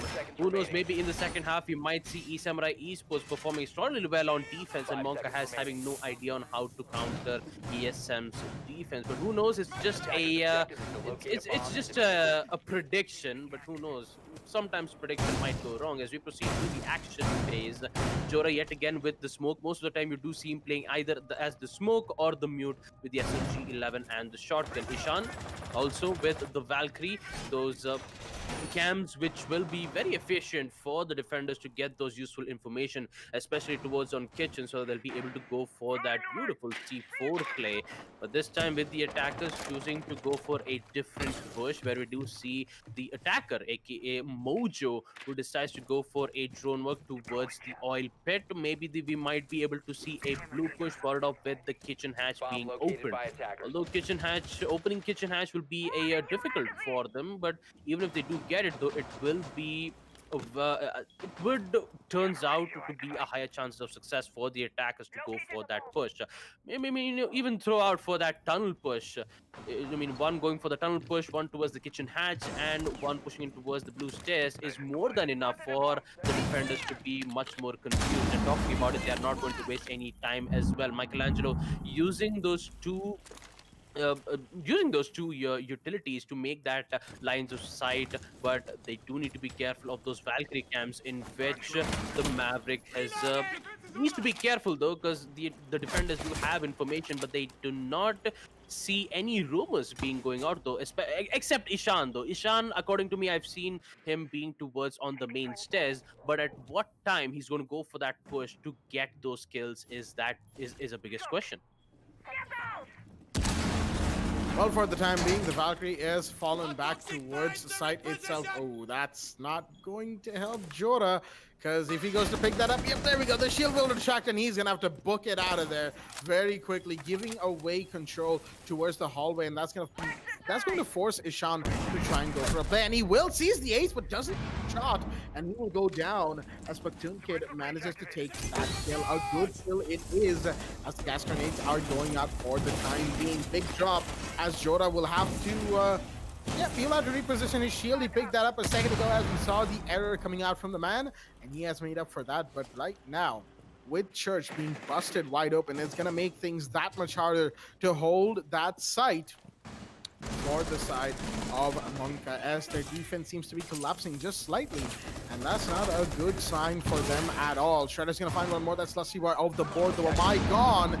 And we have a down finally, and a kill and double from Jora, but can't get the shotgun out in time. But Two Kid takes that kill, putting themselves back in the lead. Mojo finds another one. Cruzy goes down, and it's all down to Firefly being chased by the Zofia, and he will go down as well. Mojo takes that kill.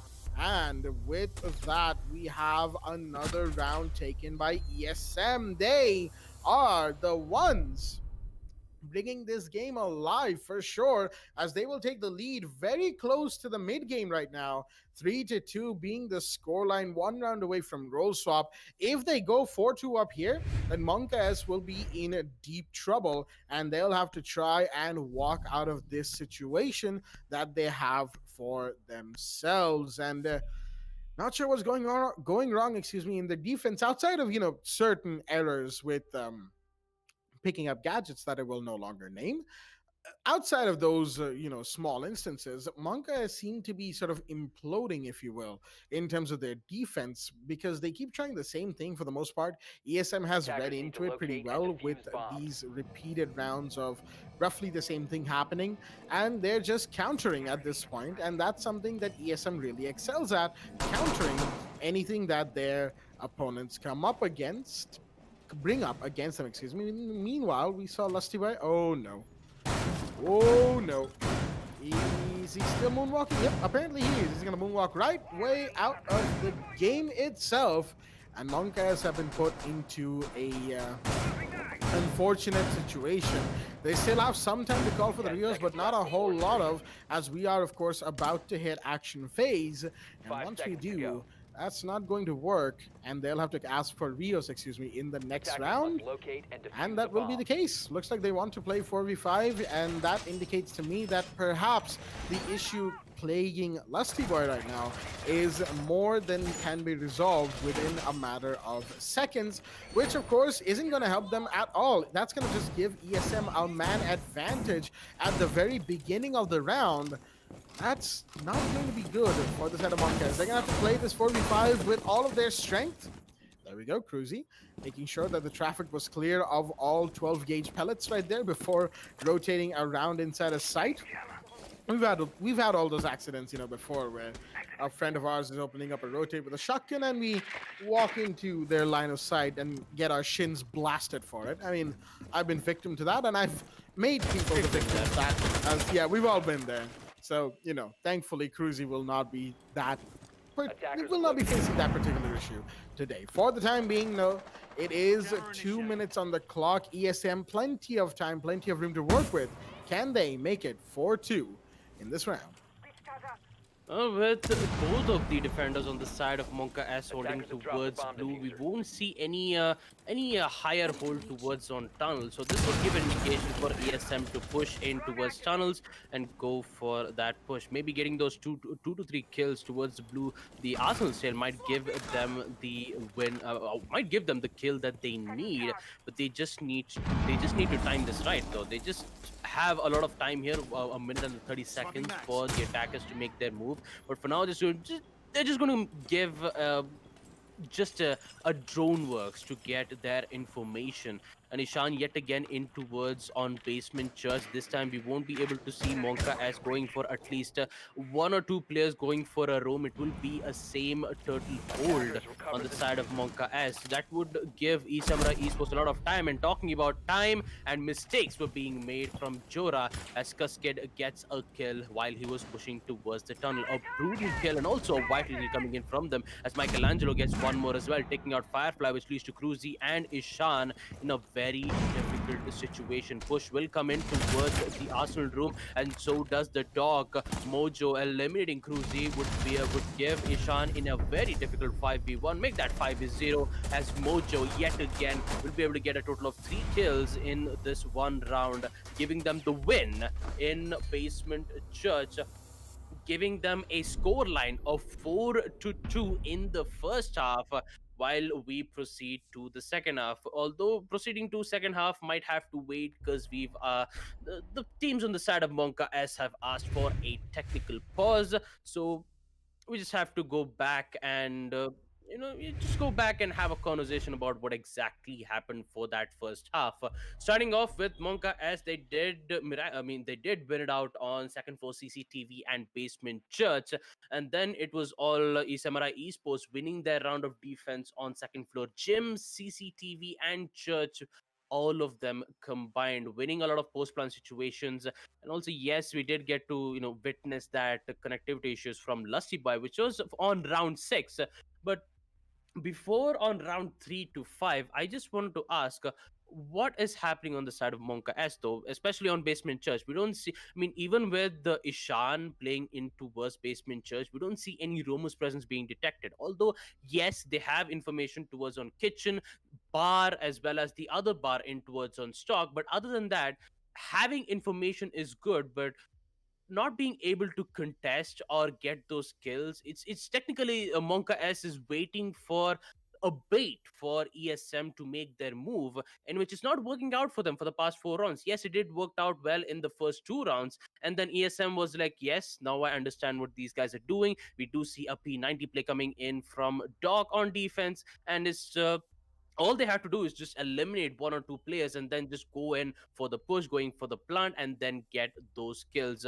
And talking about the wall breaches, though, we don't see any denials coming in on the side of Monka S. Yes, there is Jora with the bandit trick. Unfortunately, it does not bode well for Monka S because you have the the Maverick to use his breaching torches. Jesus, to open up that lines of sight towards on second floor CCTV and also towards on construction to go for that split push. Yes, they did push in towards on garage, get those kills, go for the push, go for that push and get those win. But it was just mainly Monka S is dealing a bit of issues when it comes to getting those information, converting those information into kills, losing a major gunfights, and also major mistakes that Jora made towards from basement church while he was trying to get his gas canisters back up, but instead he just retracted back his deployable shield, which was forced to fall back, and the attackers just decided to push in towards on basement church. But for now, let's just head on back to the match as we proceed back to round 7, second half, where basement church will be the site. And this time it will be ESM on defense. So let's see how well that they're going to be going in on defense. Having a total of 1 deployable shield, 2 C4s, 2 impact nades, and also those Valkyrie camps to give them information. Although on the side of attack, they won't be able to have the IQ being in play, but you still have Ping 2.0 to relay that information towards the teammates, get to know exactly where the location is, so they'll be able to take out without having any problems. Although, if we do take a look at the attack coordination, though, you have Cruzy with those nomad air jabs, you have Ace with the Selma recharge, and also Ishan with the Twitch shock drones. Now, shock drones is very effective when it comes to taking out the ADSs so that the attackers can go for that nade kill. It's just that you do require that communication skills in which Monka has. They just need to do this frequently so that they'll be able to get back in the game. Round 7, 4-2, Samurai Esports is in the lead as we proceed to action phase.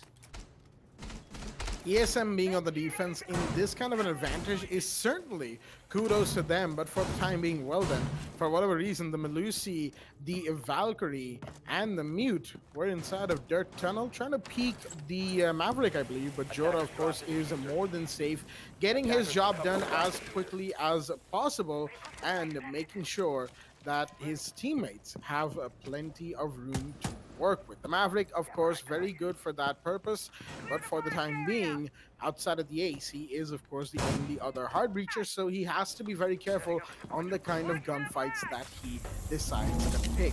Summer breaches going off on the main kitchen hatch that will breach open that area. The C4 does come in from ESM, but it's not going to do any damage to the side of the attack. Monka S just doing what they can for the time being, going through the motions, getting their plays in, getting their setup done as quickly as possible as well, and then going for the final push. I mean, you know, the way I explained it might not be the most straightforward way to understand the situation, but I kind of messed up my own wording there, so I had to go for something else, which extended that, like it's extending this explanation, and I should probably stop, and I probably will.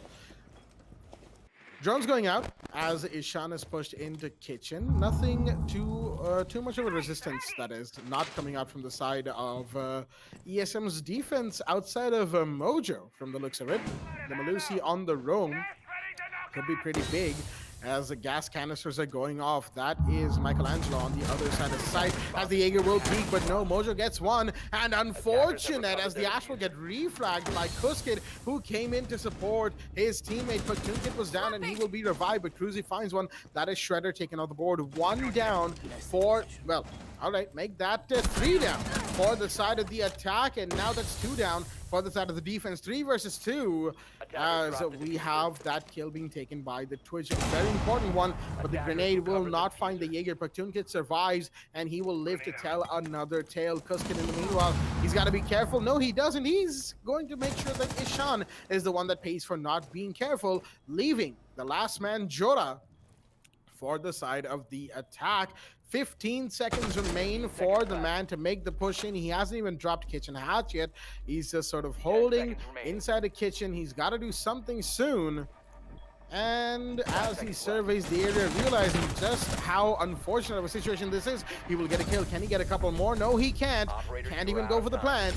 And that will be ESM taking round 7. Another round to them, and this time it was on Basement Church and Arsenal. More importantly, it was on the defense, and they will continue their advantage. Monka's attack very much all over the place and not tightly coordinated enough. Not enough tightness in that coordination coming in from them. Very loose, very unfortunate. Tried to speed up the pace at their own leisure, but they did not have that kind of stronghold on the game to force it into a faster pace. They tried to go for some solo pushes, which were also punished, and you still had Mojo on the roam, who was able to take off another player.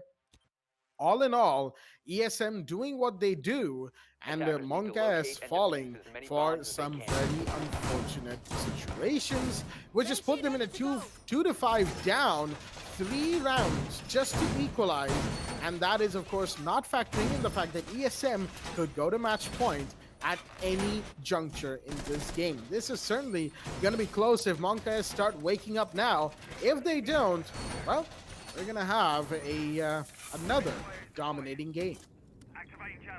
And talking about the ban phase though, banning Hibana was actually from Monka S. 10 seconds to go. So if they did not have banned Hibana at the second half itself, maybe that Basement Church hold would have gone on the side of the attackers though. Although they did successfully open up the hatches, but still, going for that push, not being able to have good amount of information did cost Monka as the round. Whether Samurai Esports will be in a very huge lead, 5-2, but possibly, I'm just hoping that Monka S would go for that drone works to get those intel as soon as possible and then go for those kills.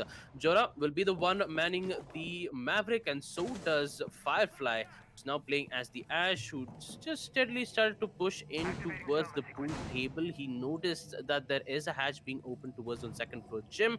He's just slowly, patiently waiting to see whether if there is any particular players, and maybe this might be the time for Firefly, or it might be to Mojo, but he doesn't have the intel. He's gonna go towards the strip club entrance to go for that run Bomb out. located by This will be very attackers. crucial here for ESM as Mojo sees that the barricade has already been opened. Firefly has absolutely zero idea where exactly Mojo's location is. Maybe he does now. Maybe he heard that sound coming in from Mojo.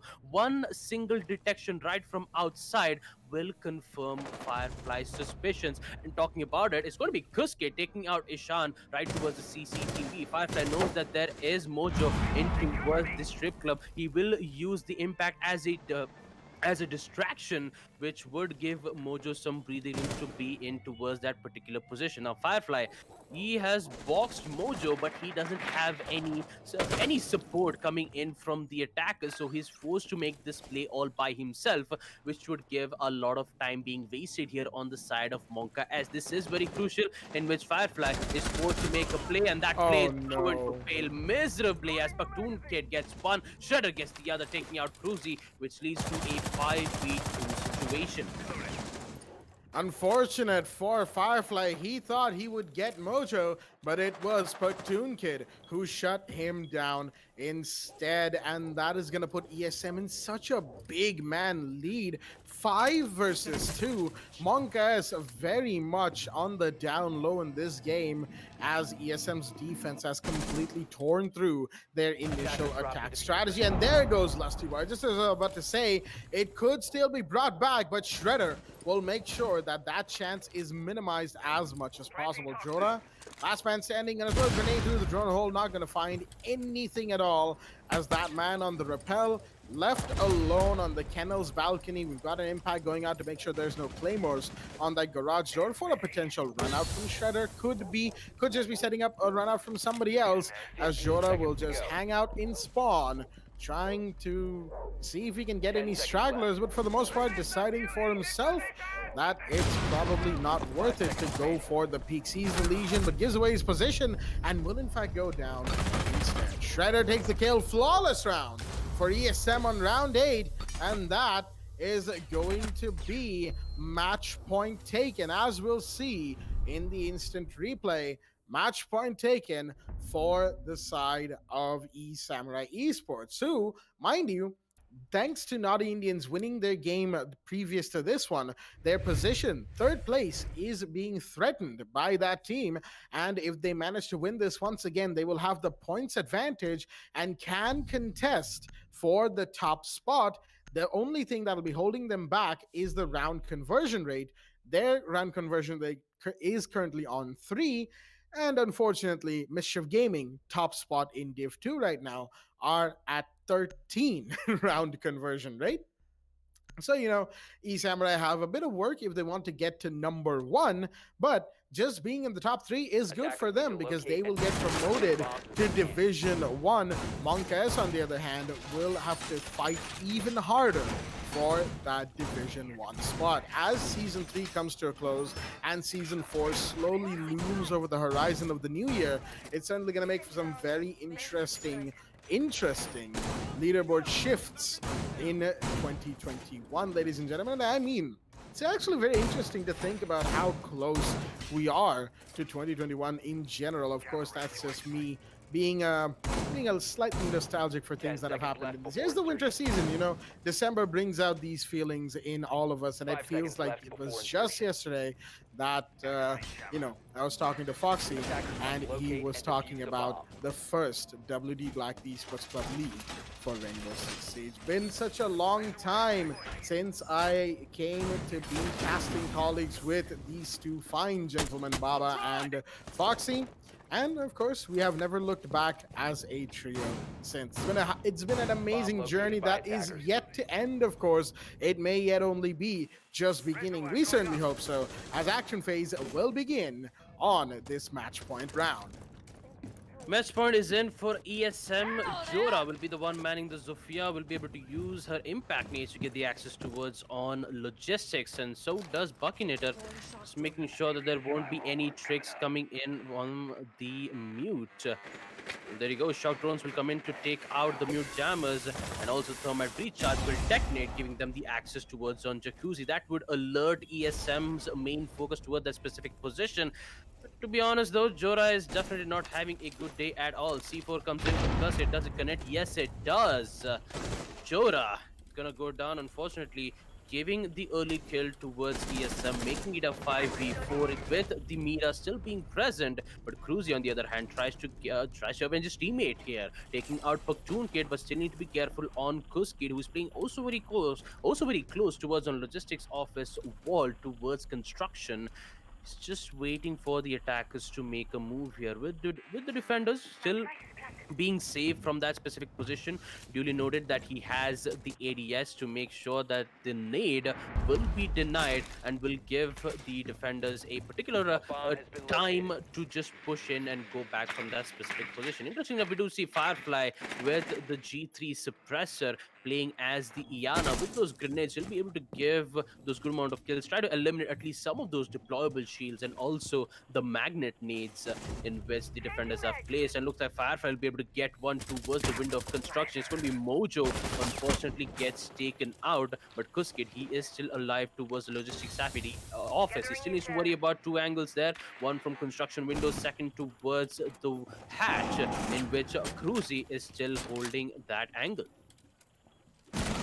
The hatch is being peeked, and Michelangelo nearly got one. Did a bit of damage right there, but the down will come in onto Lusty Boy and Michelangelo respectively. The thermite will be revived as Firefly finds one. It's all down to Cuskit, and he will take his double. Will he find Diana? No, not quite. The man is boxed in. Cuskit, that is the mute, last man standing. He's got to be seen, but he will get his triple. He's on for the ace. It's a 1v2. Most likely will be post plant. Yes, it will.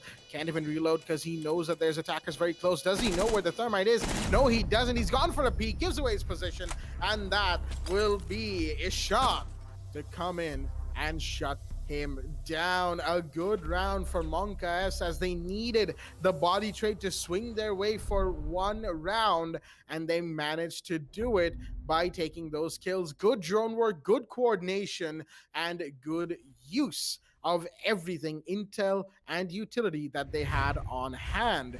That's going to push the side of the defense ESM back towards Church and Arsenal Room, the first site that they took a little whiles ago now. And for the time being, it will be the site of this showdown. Once again, Monkas have to go 3 rounds up to try and push for overtime. Their only chance at winning this game, while ESM are 1 round away from winning this and giving themselves a nearly secured second place in the division. And I say nearly secured because, of course, we still have a few offline games tonight, and I say offline, i.e. not on stream games tonight. And of course, we've got more matches on the 26th. Obviously, we will be breaking for the 25th, ladies and gentlemen. We don't want to have the players playing on Christmas. No one does. I mean, let's be real. Christmas is a day to enjoy, be with friends and family. And that is what we will all be doing here at the Esports Club. And 26th, we'll see the resolution of this showdown between the Division 2 teams. Who goes to Div 1, who goes to Div 3, and who stays in Division 2 for Season 4. We will all find out, and part of that story is going to be set in place for today, starting with this game. Can ESM finish this off, give themselves a bit of a break on Christmas Eve, or will Monka S make things that much harder for them? It's now or never. Well, it is now or never for Monka S, because they are the one on attack, having less amount of points with ESM on match point. This is very crucial here for ESM to get this win. As we see Shredder, interesting enough, with the deployable shield towards the town, doesn't see the push. It's going to be the Iana's Gemini replicator, which would try to spook the opposition off, but still, knowing that there is information though, Iana will try to think of some other strategies here. Yes, they have this, the frag grenades, but interestingly enough, we do see Shredder using the C4 towards the tunnel. Unfortunately, it won't be able to deal damage nor get a kill. in which that is a waste of utility. Cascade, on the other hand, still towards the tunnel, trying to contest as he hears the frag grenade being thrown out towards the tunnel. Cascade in very big danger as two players decides to push in towards the tunnel. He gets one. Does he get the other with the SMG-12? Yes, he. No, it does not. It's going to be the name no! from Firefly. Oh no! Again. With an accidental TK from Firefly is going to claim the life of Fakinator as Jora is forced to push in. He'll be able to get Kuskid to get the control back towards Zone Tunnel. The dream is still alive, ladies and gentlemen, for Monka S to make this push happen. Lusty Boy sees the leg of the Valkyrie, will be able to deal major damage, but still she will reposition herself into a safe position. With Cruzy, Thermite in towards the kitchen, they need to make a play. With a lot of time being wasted around, they only have 1 minute left. Monka S needs to make a play. Will it happen? Or will ESM get this win? We're about to find out at this mere amount of seconds as the execution will come in from the attackers. Jora still holding in towards the tunnels. Knows that there is two players in towards the blue room. Will be able to deal some damage, but no, it does not. Just going to be able to just spook away the opposition. He will get the intel, but Shredder with good amount of angle here will be able to try to take out Sophia, but that is a lot of damage there from the impact need, but barely survives. Shredder is still alive, but not to be said to Lusty Boy. He's going to go down from Michelangelo. The smoke with the knife. It all goes down to only two players on the side of Monka as Jora and Cruzy looking from the blue finds the Jaeger, makes it a 3v2. Does he get the second? No, it does not. He will reposition back in towards the Moto Garage. They have 15 seconds left. They need to make a move. Shredder is still in Basement Church. Cruzy will go for the exact push in towards the Arsenal. The Arsenal push will not work out for Mojo, and neither does Cruzy. It's going to be Shredder with the final kill as ESM will be the one to win Basement Church hold and also get the win against Monka S. 7-3 will be the score line. What a round conversion, a huge round conversion coming in from ESM, which would put them in the top of the leaderboards for Division 2 and a higher access to be in the league, and also higher chances to be promoted to Div 1. What a way to end off a match here. ESM making some incredible plays. Yes, I do agree in the first half where Monka S starts to, get those incredible wins for the past two rounds, and then it was just ESM who just decides to, adapt to what exactly Monka S's playstyle was and then countered them at the very last time. A very well played coming in from both the teams, but it's going to be ESM who's going to be winning to 7-3 on Map Clubhouse. Most certainly. Another 7-3 for the books, ladies and gentlemen, and Monka S will be in a worse position than they started off today.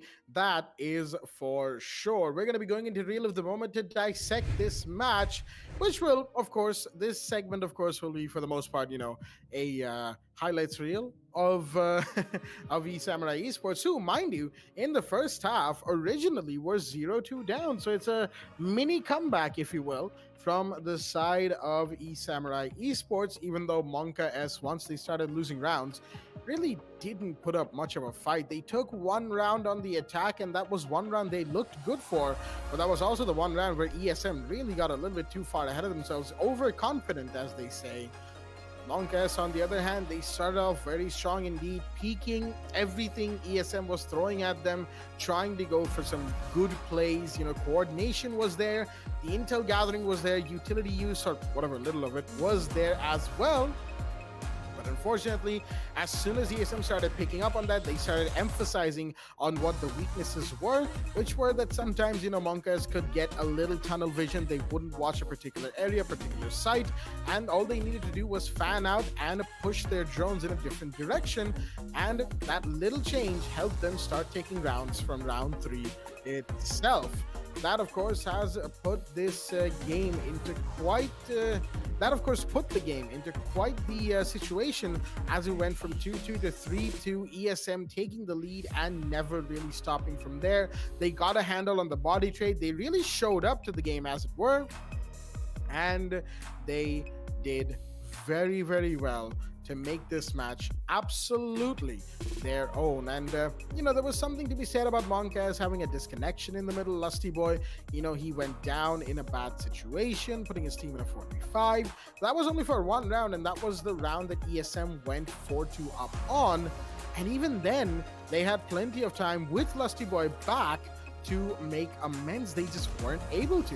Even on the attack, Monkas were taken to the cleaners and shut down on all fronts by a good defense that countered everything, well, nearly everything, that the side of the attack was bringing out. Sure, Monkas had their moments and they did take a round, but one round is incomparable to in the face of 4 straight rounds taken by Samurai Esports. Again, it's just down to that simple fact that ESM on most to all counts outplayed Monkas, similarly to how, if I just take a look right here, there we go, Naughty Indians outplayed VPG on most counts as well. It's just down to that simple fact, ladies and gentlemen. And unfortunately, Monkas will have to struggle a little harder if they want to get back to Division 1 for Season 4. And that conclusion will, of course, as we said, be reached on the 26th. With all that being said, we're about to come to an end of the reel of the moment. This is the last round that we just got to see. And interestingly enough, Cruzy, had he executed the second kill on the mute, this would have been the greatest flank of all time. And of course, there's a little bit of hyperbole attached there, but that would have been an insane flank. However, he couldn't get any more kills and then got shut down by the man himself. ESM take Clubhouse 7-3, reminiscent to Naughty Indians taking Oregon 7-3, and we will be going into a quick break before we come back with the final game of the night. I guess at this point we can say the night. Saw Faith versus Nat, which will be happening on the map of Cafe Dostoevsky. And boy, am I a happy camper that it's not in Oregon or Clubhouse. We will see you on the other side of the break with that match. Stay tuned.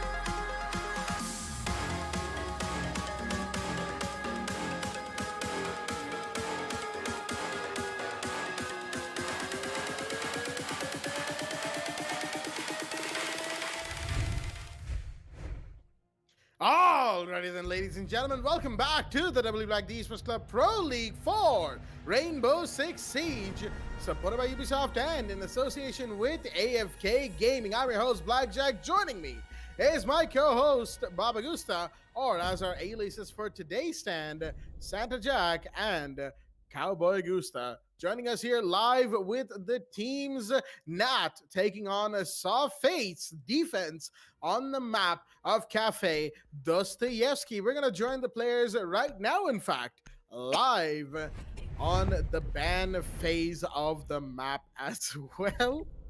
That transition saved you, Baba, because I saw you drop your hat quite literally. Is it that hot out there? I guess he's too busy coughing to tell us. Unfortunate, ladies and gentlemen, but we will proceed with the ban phase of the map. Nat will take care of the Blackbeard ban, as Thatcher has been banned by the side of Saw Faith. Not really too, too exciting, the bans that we have had so far. But Saw Faith, on the other hand, they have the last defender ban on the map. Nat will decide to ban Mira in the meanwhile. Nothing too surprising. Again, Mira Cafe bans, they are very much standard and expected at this point. And Saw Faith, final ban on the map tonight. Cafe will see its fourth operator banned. Who is it going to be? The timer ticks down. It is Wamai to be taken off the board once again. Wamai bans, and Cafe have been a thing for quite a while now, and to see them continue into the transitionary period that Operation Neon Dawn has brought for us is certainly going to make things all the more interesting, because that's less utility denial that the defenders can use. Mind you, Saw Faith were the ones themselves who banned the Wamai, so, it's going to be an interesting time to see what they bring out from that ban. They've certainly got a plan for it, as we'll see. Speaking of which, let's have a look at both of the rosters that are here in the lobby for us today. From the side of Nat, we've got Roni the Sim, Drish, Dizzy, Tandon, 69, and Desi. And from the side of Saw Faith, we've got Mac Daddy, Playlove, Albaz, No Skill, and Hellboy. Round one will be underway on third floor bar and cocktail lounge, and I've kept the man for the mic long enough. Baba, take it away. Thank you so much for that, Jack. And also, I did, yes, I had to cough because, to be honest, actually a fly just entered inside my mouth when I was trying to do the static distance. Whoa. That sounds serious. You okay there? Yeah, I'm actually okay. I drank around water, so now I'm fine. So technically, sometimes you try to overreact. It does not just bode well. So, lesson learned. And, you are out in the desert, so you got to be careful with everything. Yeah, I mean... Yeah. Anyways, as we proceed to round one, the site will be on third floor bar. Cafe Dostoevsky will be the map for these teams. And according to the standings, we see Team Nat in 7th position, having a round conversion of -9.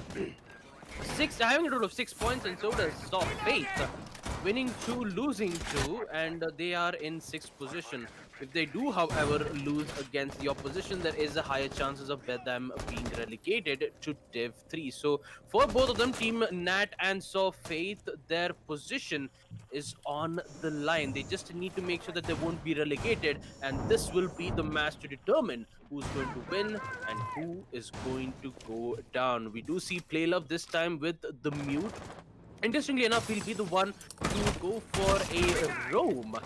You don't get to see a roaming mute that more often, and also interesting positions here being played on the side of Team Soft Faith. And also, Mac Daddy will be the one playing the smoke with a total of 3 smoke gas canisters, so it will be very crucial for the defenders to make sure that they'll be able to wait the attackers for a total of 30 seconds. Zofia's impact nades will be used, and interestingly enough, we do see a rotation being made from Play Love just to make sure that if there is any particular attacker who does go for that rappel towards the piano window, he would go for that instant frag. A very good thinking, but Nat needs to be careful with that though, because not being able to drone in towards the specific position where they go for that specific run out, there is a higher chances where they might go down. The attackers, their main focus is to get control on towards piano, in which you do see that ping saying that there is that deployable shield. They need to remove it out, but no skill goes for the contest towards the Zofia, goes down but doesn't have the confirmation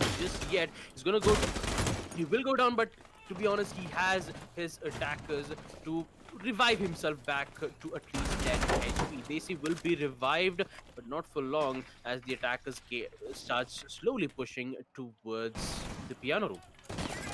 No skill pushing wide about that breach right now, not seeing the ace, not getting the Zofia, not doing a whole lot, mind you, as a Dizzy will take one down. No skill will fall, but taken down. Oh, that's a C4 from Play Love, as he will confirm triple for himself. It's a quad. Hello, the man is going off right now, on for the ace. The 4K has already put the side of Soft Faith in a big advantage, and he will be denied his ace. Hellboy, why you gotta do my main man like that? He doesn't care though. The Goya with the Vector is gonna shut down the last attacker standing, and that will be the first round going the way of Soft Fate, explosively so.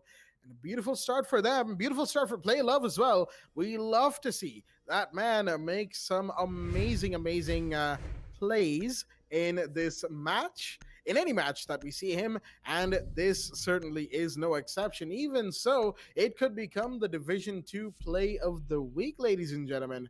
We, of course, are going to be keeping our eyes out for those, but that is certainly a solid contender indeed. 4K to start off, spearheading the defense, as we're going to see a Lion being brought out from the side of Nat.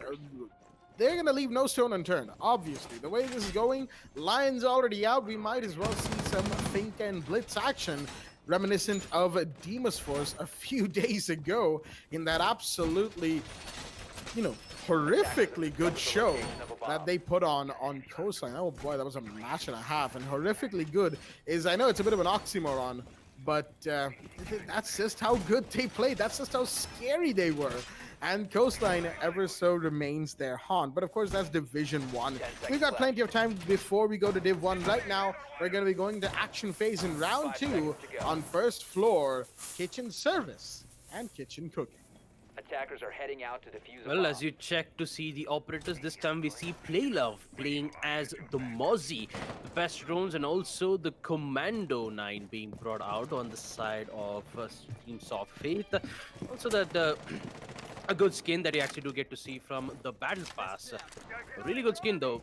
To be honest, this is actually the first 3D skin that that Ubisoft decides to release it, and it actually looks really cool though. But enough about now, let's just focus on the match at hand. As we see no skill in towards the coach room window. He sees that the main entrance barricade has been opened, in which Drish is slowly pushing in. Goes for the pre-fire. He knows that there is the Jaeger in towards a specific position. The Lion EE1D scanner will come in. Unfortunately, doesn't get the kill. Jaeger doesn't actually have that perfect information, as Drish gets his first kill, taking out no skill.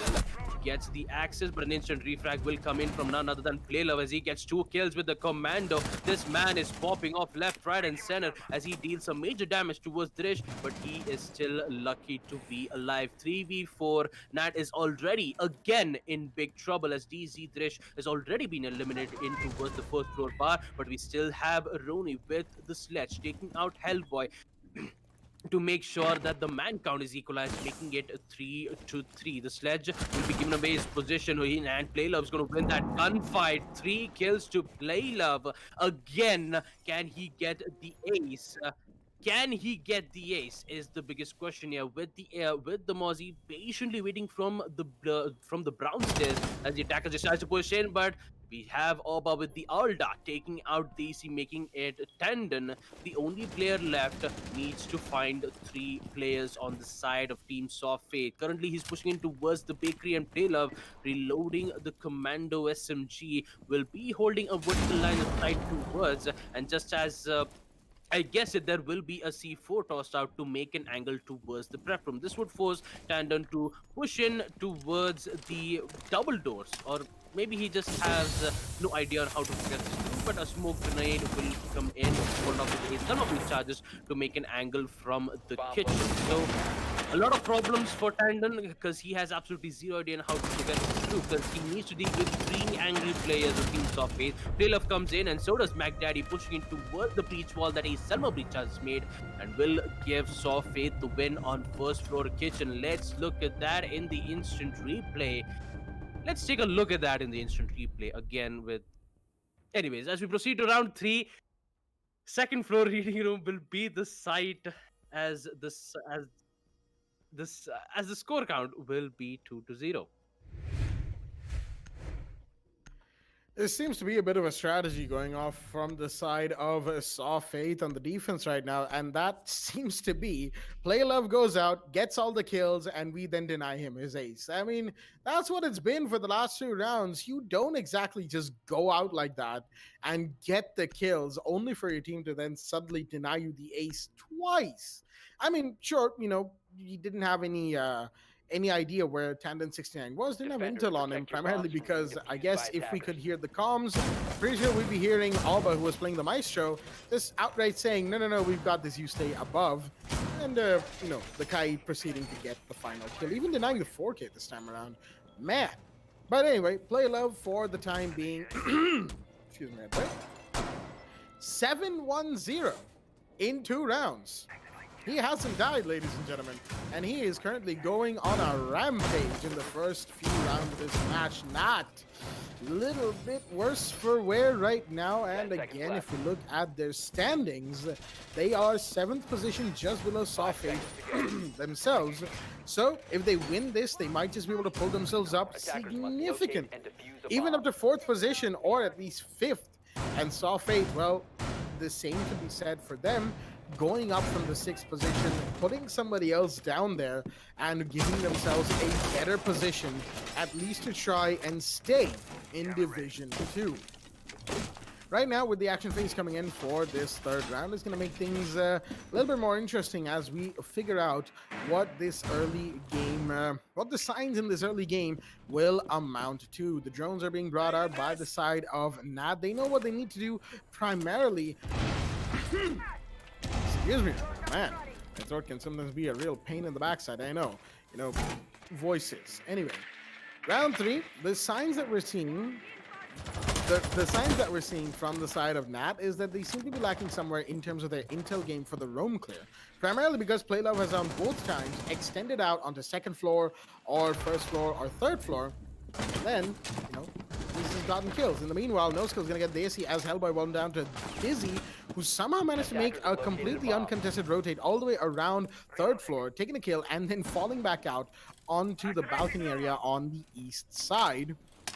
Of course, it wasn't without cost. Daisy did go down. That's a lot of utility coverage taken care of, and Drish nearly getting taken down as well, all but from down below. The SMG-11 couldn't connect in time. Where is Play Love? That's the real question here. Where's the man of the hour? He is inside. C4 goes out. Drish takes a ton of damage outside a cold room right now. He's got to be very, very careful on that 3rd floor area as the ace, very low on HP. He could go down any second now. Any minute as Team Nat tries to get control on 3rd floor, Playlove sees the head of the ace, doesn't get the shot just at the right moment. Is now forced to be in a different position, but it's going to be DZ's time to shine as he gets a double kill, taking out No Skill, the man who is very aggressive in this round. He'll be able to get 2 kills, giving them the access of 3rd floor that they need. MacDaddy needs to be careful. He sees the leg. He is cornered in both of those locations, and he's going to go down. That was unfortunate, but Playlove is still alive and making those plays, taking out Tandon, the Jackal, and also, keep that in mind, the Diffuser has gone down, which would force Nat to recover the Diffuser.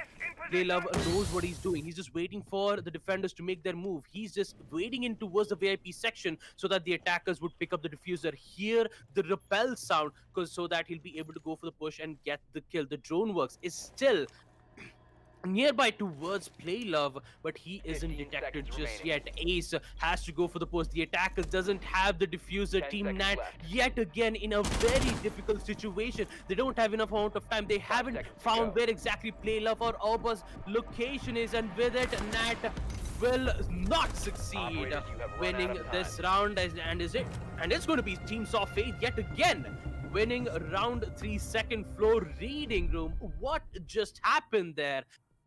Playlove just eliminating Jackal, who was repelled in towards the window, dropping the diffuser, forced the attackers to come back downstairs to recover the diffuser. Unfortunately, they did not have enough information on where exactly their location was. Even with the drones not being able to give away a good amount of location, Teams of Faith will still get the win 3-0 as we proceed to round 4, where the site will be on third floor bar. I have a question. Is it Saw playing or is it just Play Love? I mean, is that just me? Is it only me who feels like that right now?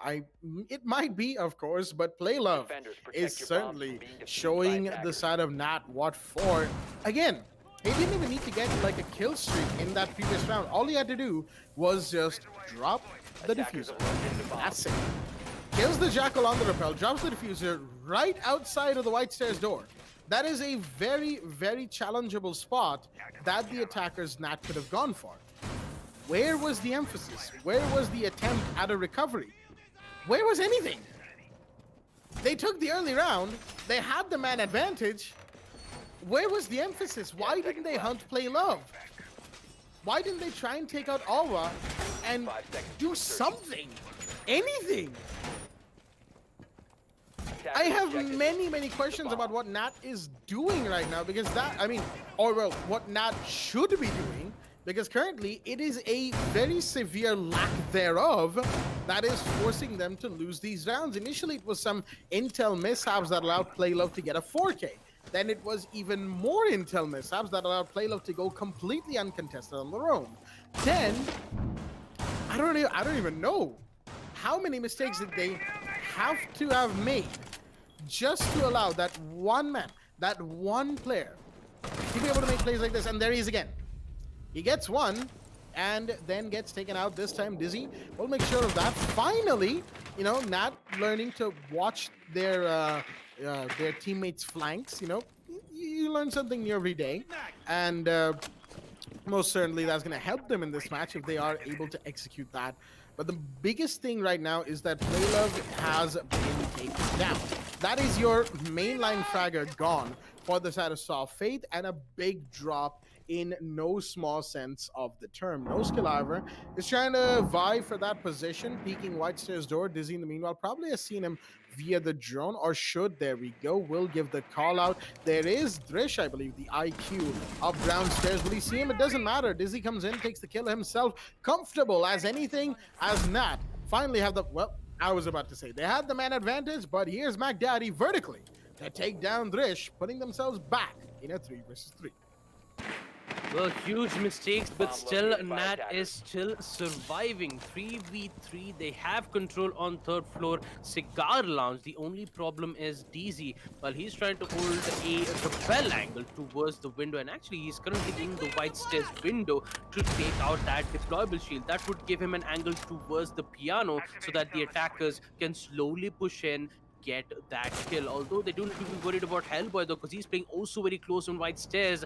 If the Ash doesn't see this, and in which he won't, as Hellboy gets the kill, eliminating DC, making it a 2v3 as he sprints in, uses the C4. Does it connect? No, it does not. Here comes the push from Daisy with the bearing 9. Can he get the shot? He has the information. He knows that both of them are in towards the freezer. The information will come in. It's going to be Standard getting a double kill with the Ace AK, taking out Alva, and it all goes down to Hellboy. He's going to whip out the pistol and get the final kill. Nat, they are not gonna give up that easily, as they will win round 4 third floor bar.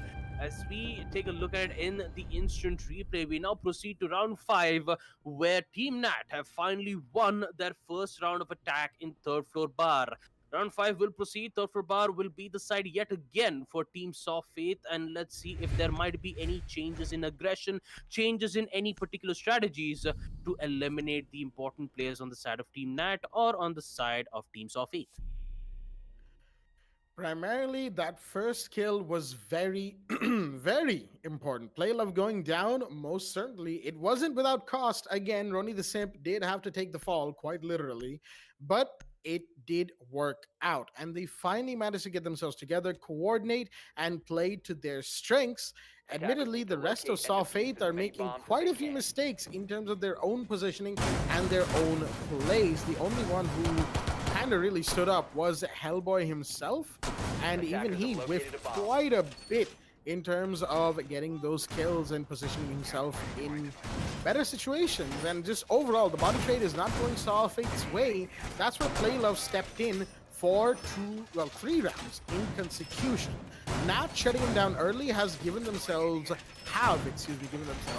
a better chance at winning that round. 10 And seconds they're going to left have to do before that again, Play Love. However, knowing him, he's probably going to learn from that 5 mistake, seconds to not insertion. go out to peak too early in the round, save his plays for Attacker's when objective it is to really defuse the matters. And with Faith, he might just be able to pull them off. For the time being, action phase comes in for round 5, as we still have plenty of lines of sight being made. Saw trying to do what they can. Play Love, nearly getting taken out, has to fall back this time around. The SMG-11 is good for medium range combat, but against an AK, that is very ill-advised. And the man preparing a run out potentially on White Star's window did break the glass just to make sure that he can hear. And oh boy, he is risking a lot right now. He's got to be careful on that, as the man will be very low on HP. He's just going to hold around in sight, play chill, fall back for once, and save his gunfight potential for later in the round. Already Playlove taking huge amount of damage, will try to restrict some aggression coming in on the side of Team Saw Faith. Although no skill, he still try to contest towards the roof, in which one of the players is still holding an angle from the drone house will come in from the attackers, giving huge amount of information, and also a pre-fire kill coming in from Thresh as he eliminates no skill. That's one aggressor down, but there is play still alive, and so does the other 4 teams on the side of Team Saw Faith to eliminate Team Nat. They had a lot of problems for the past 3 rounds, but they're starting to bring it back up. But they do need to be careful of that run out from right stairs. Drish, does he see it? No, he does not. Playlove get detected from the drone. He's forced to fall back towards the 3rd floor bar. He will place a claymore just in case if there is that run out that would come in towards the white stairs. And also there might be a bait if Playlove doesn't see the claymore, if he just be careful about it. Hellboy playing also very close towards the risky entrance. He needs to be careful of 3 angry attackers pushing in the concussive nades. 2 concussive nades will come in from the Zofia, and also Thresh with the skeleton key towards the reading room. Hellboy, he's just patiently waiting for the defenders, but that Ash's breaching charge will give away his position, but he is still in that same spot. He is not moving at all. If Hellboy actually gets those 2 kills, it might be a lot of potential, but that potential will inevitably come to an end as Standen gets the kill, taking out Hellboy, making it a 5v3 situation. Nat has finally got things under control, but they are losing a lot of time here. 24 seconds. Playlove playing patiently, and he's going to get that kill, taking out Thresh. Makes it a 4v3. He knows that there will be a push coming in towards the piano, as the push and the execute will come in towards the 3rd floor bar. Daisy unfortunately goes down. Oba still patiently waiting as Playlove with the shotgun gets one. Oba with the T5 SMG takes out DZ as it goes down to a 2v3. Make that a 1v3 as Oba with the T5 yet again. Rolling the Simp, the only operator left, unfortunately doesn't get anything out of it, as Team Saw Faith yet again will win round 5 3rd floor bar. As we take a look at it in the instant replay, round 6 will commence. 4-1 is the scoreline as we proceed to the last half of the first half. Round 6, first floor kitchen will be the site, and let's see what Team Saw Faith has in their store this time. Finishing up the first half, the final round, excuse me, the final round of the first half, and already in 6th round, Playlove is 11 kills up. That last round was certainly shared between him and Auba, though, because the Legion inside of Freezer made some very influential plays, especially not only killing one through all of that smoke, but had the ace not Attackers gone down, need to locate and Tandem69, defuse had he bombs. not gone down inside of Freezer, cold room, that is, that would have been very problematic for the defenders. That would be an attacker alive and very close inside the site, very deeply set in sight, ready to take down the final two defenders before they could really get a handle on the situation. Bomb located Thankfully by attackers. for Play Love and for the rest of Saw Faith, Alba was more than up to the task of getting that kill and giving his team another leg up in the competition. It was, mind 10 you, seconds a remaining. 3v5 that went to a 3v1. That is 5 how seconds strong Saw Faith is playing right now. At least that is how strong Play Love and Alba, for Attackers the are most heading part, out to defuse are the playing. bomb. Not to say any less of the remaining players, Hellboy, attackers No Skill, bomb and diffuser has been McDaddy, dropped. because they Attackers have recovered their excuse me, diffuser. they are also very good players in every single sense of the word. However, today it has just been the show has practically been stolen from them. The show has been stolen from them entirely, and that, well, that is what we're seeing for the time being. Play Love again might be getting a little bit ahead of himself right now. I understand that being unorthodox and playing to your strengths sort of go hand in hand for the man, and it's certainly given that a lot to think about. But he's got to tone it down every so often. McDaddy spotted by the bomb Twitch has been drone, couldn't located. get it with the TCSG. Dizzy's pushing up. He's very, very close right now. The IQ with the 552, very close to side, but no, he will go down. That is Alba, and there's Playlove to find another. It's the duo, the dynamic duo, as Daisy gets No Skill in the meanwhile. Very close to Playlove, mind you. That is in Small Bakery. He will be seen, but will the Twitch go down first? No, he won't. Daisy, little low on HP, under 70, but still fine for the time being. The aggression needs to be toned down, and the only way that will happen is by taking the head, but no, the Zofia misses for a second, only to finally take them. Only the Sim takes down Play Love, and that will put them in a 3 versus 3 equalizer. More importantly, a very influential player is down, leaving Hellboy, the last man, on the row.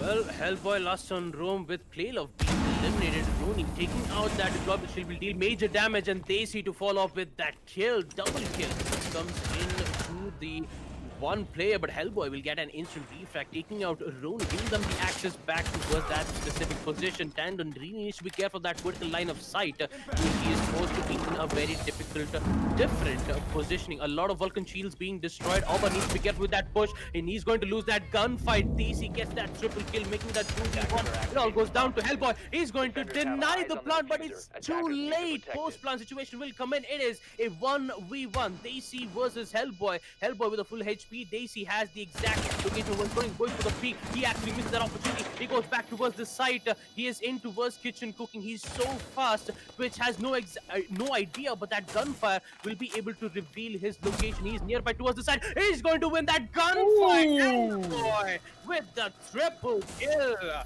My oh my, Team Saw Faith will be able to win yet another round on defense. Round 6 goes to them. Let's take a look at that in the instant replay as we proceed to the second half, round 7, where Team Saw Faith will be the one on attack.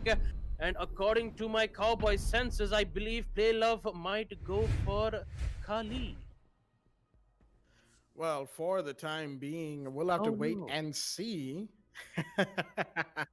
That's a Dekebi unfortunate Baba Gusta, but of course the Boss G ACOG, the meme cannon as it were, pretty viable gun all things considered. You just have to be really good with it, like practice like a whole lot.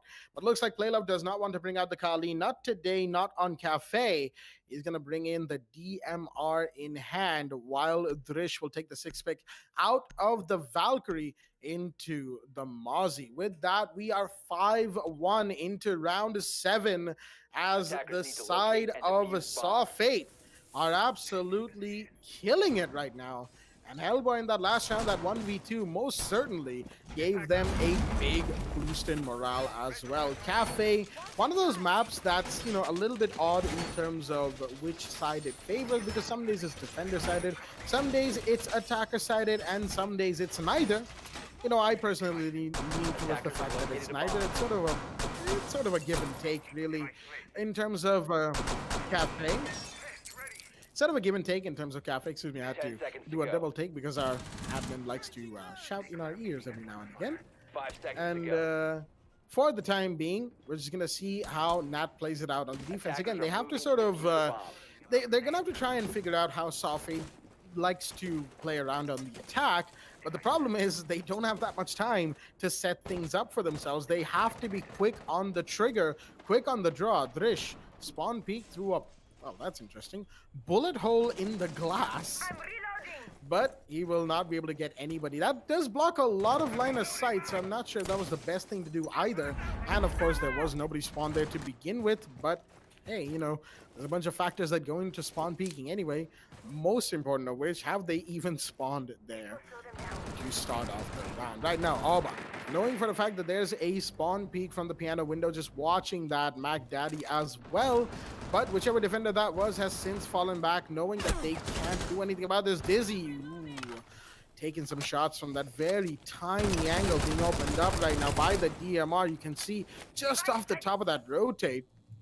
That angle, man, it has persisted for years now on Cafe and is still being put to use right now. Softfate's attack looking strong, but they haven't dropped any bodies, which is their biggest, which is going to be their biggest source of discomfort. While the side of Nat hunker down and wait for this attack to come to them. Throwing Selma. Get ready for the breach.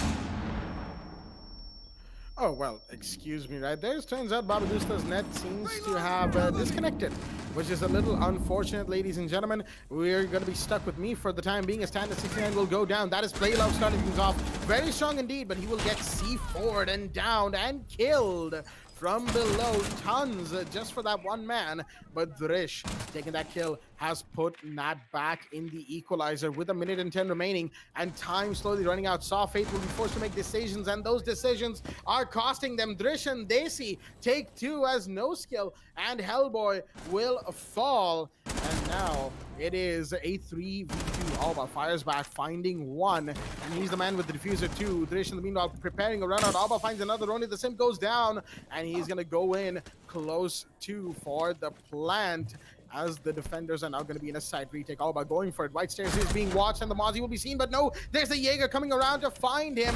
And will the planter be found? Yes, he will. Dizzy comes around, takes the kills, and finishes off the round. And that will take a second round, and with that, will put themselves in a better position than they were just a second ago. However, it's still a huge comeback to make, ladies and gentlemen, as they will need to take, they will need to take 3 more rounds just to equalize, and then 2 more to win. Plenty of action to go for the side of Nat, as we will go into round 8, first floor kitchen service and kitchen cooking.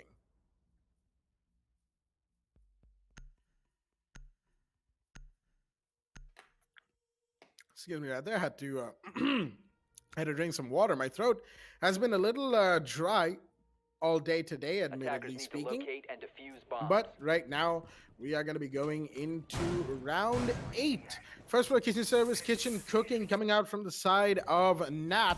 Saw Faith on the attack, looking a little shaky in that last round. Seemed like their intel game was a little off, and their utility clearance wasn't also exactly stellar.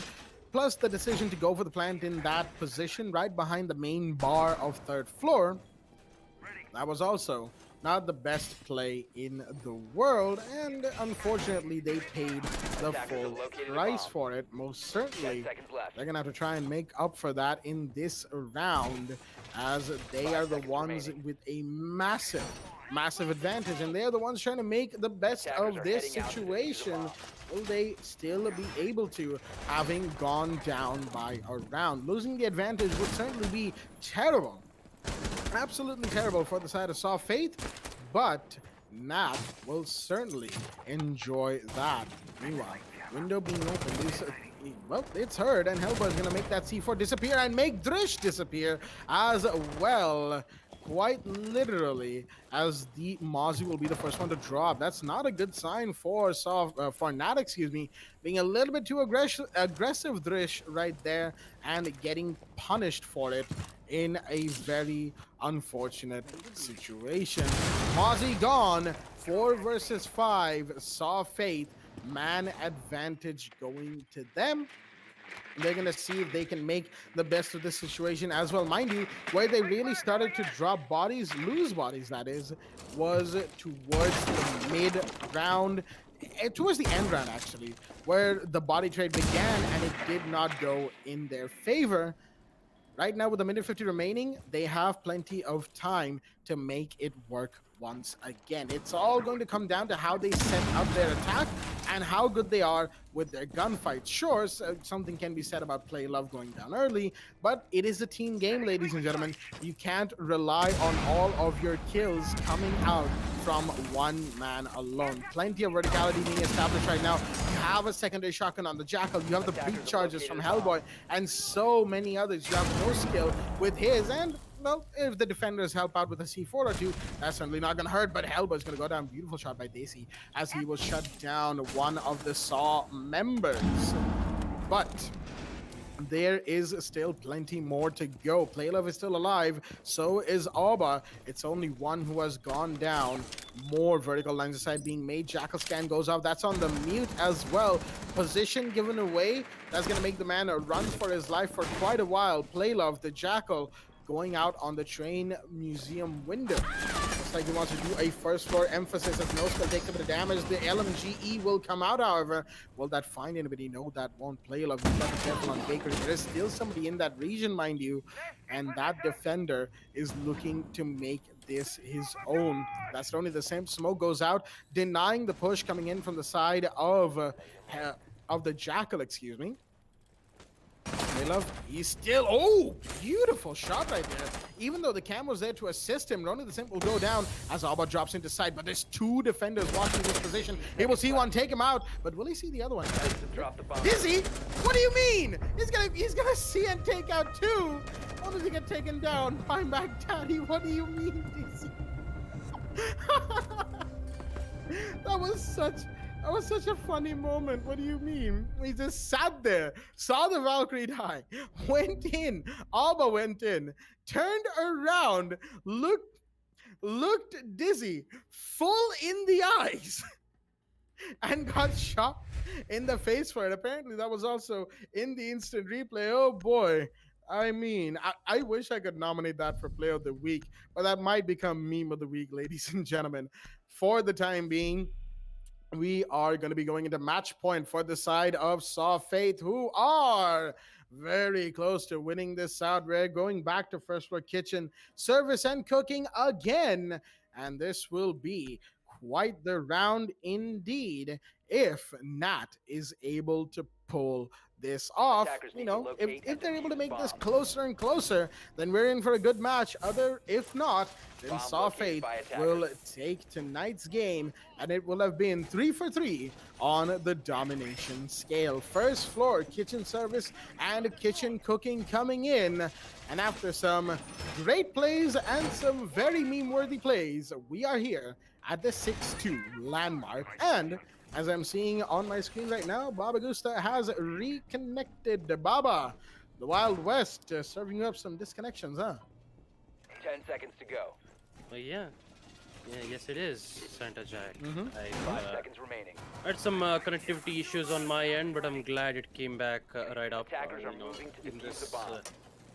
wilderness that I have to deal with. But now I'm very excited because I am back in the match, and also I'm excited to see the OEA operator Thresh being brought up, and this time he'll be in towards the third floor. Player, on the other hand, will be deciding that he's going to play the Jackal instead. Talking about Nat, though, I do have to appreciate how well that they've been performing, although they just could not handle to take out Playlove, and also there are most of those times that they always miss when it comes to getting those information and converting those information into kills. But this time, hopefully when they have defense on their side, the sight is on the first floor kitchen. Maybe we might see some changes coming in from these teams. We do see Playlove this time on attack. Will now proceed to get the control on third floor. Misses as Dresh gets his first kill, a very important kill, and so does DZ, taking out no skill. That is already 2 players down on the side of Team Saw Faith. They have the information, they just need to just convert the information just yet. Alba just gonna fall down. He doesn't have the proper information on where exactly DZ's location is just yet. He's in towards the red stairs, sees the ahead and gets the connect. Oba will be able to take down at least one player, but still 4v3 situation. Saw Faith is still in trouble. This time they're the ones on attack. We've seen them make 2v4s, but can they do it once more in the side of when they are in attack? Meanwhile, we do see Drishin towards the second floor fireplace hall, just waiting for the attackers to make their move so that he'll be able to eliminate them. And how can I not forget about that Rima dash? She'll be able to make any rotations he wants and also be able to quickly push into any position that he wants. So the C4 from Desi will be able to claim the life of Oba and also barely survives there. Drish, he was almost at the vicinity of that C4, but he still survives, making it yet another 2v4 situation. It's going to be Mac Daddy and Hellboy needs to find out one. Mac Dandy finds a good shot, taking out Drish. Will be able to get the control of the second floor itself. Can be able to make lines of sight, but doesn't have any hard breach to open up the hatches nor the walls, so that they need to rely on those lines of sight, the soft breach lines of sight, and also when they go for that push, they have to get those kills. Meanwhile, on the other hand, if you do try to get the nearby focus on towards on Nat, you still have the Valkyrie in towards a small bakery. Roni deals a lot of damage from Mac Daddy, but still he survives. But that is an ill-advised push there as Mac Daddy gets a double kill, making it a 2v2, but they don't have enough amount of time. 10 seconds left. The push has to come in. The barbed wires is slowing them down. Daisy gets one, Daisy gets another, and actually it's going to be Tandem 69 with the MP5K to get the final kill, as Team Nat will still survive, winning Basement Church, giving them at least a room to think of their new strategy. 3-6. Nat needs 3 more points to get back in the game. Will we see a comeback or will we see a shutdown from Saw Faith? Why do I feel like we've been here before? Have we been here before today? Yeah, twice. I mean, okay, that came out a little bit more aggressive than I wanted it to, but regardless, it is the fact that we have been in this exact situation a couple of times before today, ladies and gentlemen. I'm not sure if this is some sort of back-end conspiracy theory plan from our players here to say, all right, we're winning 7-3, you're winning 7-3, and you're winning 7-3. Of course, that wouldn't exactly do well for their image as the esports players, but of course that is a murky area to get into for us casters while still live. But for the time being, it is looking very close to yet another 7-3, as Saw Fate are very close to winning this match out. Mind you, it is third floor bar. Nat came here on the other side of Rollstop, and they were able to take this first try away from the side of Saw Faith. Saw, in the meanwhile, they are going to be very much on the heels of Nat in this particular site. I say this particular site, not the entire match, because in the entire match, Nat is hot on the heels of Saw Faith. Interestingly enough, I had a bit of a funny back and forth with one of the members of Saw earlier today, and they mentioned that Nat was about to completely destroy them. There's a fear of Nat, or a sort of meme-ish fear of Nat in there. But that's not the case. They are the ones destroying Nat today, but no skill, taking a bit of damage right there from the spawn peak from the Oryx. The man is still alive, mind you. Minimal damage done, and Drish himself has fallen back since the Oryx spawn peak not quite working out as Playlove. He's trying to find one, but won't. Dizzy manages to get his shins away in time before he went down. Saw Fate. 2 attempts at early kills, one against them, one for them, both not working, and we are definitely well underway on this 10th round. Most of the Nat matches that we do get to witness, it always ends up being in overtime. And talking about Nat, there is a higher chances of putting this match to overtime as well. Dronauts will come in from the attackers of Team Saw Faith, will decide to push in towards the piano room, while as Play Love will make sure that he actually sees one via the drone. Drish, who is still in towards the train museum, decides to go for a wall bang, but doesn't get the kill just yet. Drish reloading his bailiff secondary, opening some lines of sight towards a particular position that I don't know of yet. Actually, it is a very good angle there towards the hatch of from the cigar. So taking out one of those specific operators would be of good use. The denial from Play Love. What was that? An instant denial that would deny any rotations coming in towards the freezer, and that would give a higher chance of Team Soft to pick up. Never mind, they are forced to use 2v4s, in which the defenders are forced to engage gunfights instead of utilities. Playlove have in swim formation, goes very aggressive, sees one, doesn't get the shot just yet. He still relocates towards the white stairs. Needs to be careful of Drish, who is patiently pushing in towards the reading room. Doesn't see one, but gets the shot in the end. Uses the bailiff to get another entryway, which will be able to jump right back towards the third floor bar. But unfortunately, he won't be able to be alive. 4v4 is going to be the Ash, aka Hellboy, get the kill as Oba decides to go for a plant. Oh boy, that's the plant going off, and Hellboy's gonna take one, and there goes Dizzy, but the plant has been denied. The planter, excuse me, has been downed. Oba will be able to get back up and get back into the thick of it. Shots are being fired. Daisy is gonna find one. That's McDaddy taken care of, and he knows that that's towards the white corridor, but Oba's still gonna go for it. This is very brave or very foolish from him, given that his teammates are still watching. There is the other one, the mute to watch out for, but no, the plant will go off. It's a 3v2 post plant, and they have to defend this diffuser at all costs. Daisy gets a double. That was Alba trying to relocate, but no skill take down Tandon. It's all the 1v2 for Daisy, but the air jab, that could have saved him right there. It did, but only for Hellboy to come in and finish him off. And with that, going into the instant replay, I believe I am perfectly justified in saying this. You get a 7-3, and you get a 7-3, and you get a 7-3. That is certainly been the way that the matches today have gone, ladies and gentlemen. Naughty Indians taking their game 7-3 on Oregon, and then we had, just checking real quick to see if I have everything in place. Yes, I do. ESM taking their match 7-3 as well, and now Saw Faith taking their match against Nat 7-3 in their favor. With that being said, ladies and gentlemen, that is almost going to finish off the night's matches and stream related work, because we still have Relive the Moment to go over and talk about the highlights of the match that we just had. Most certainly, it was an amazing game from both sides, and we will be talking about that with the Relive going live on your screens. Baba, take it away.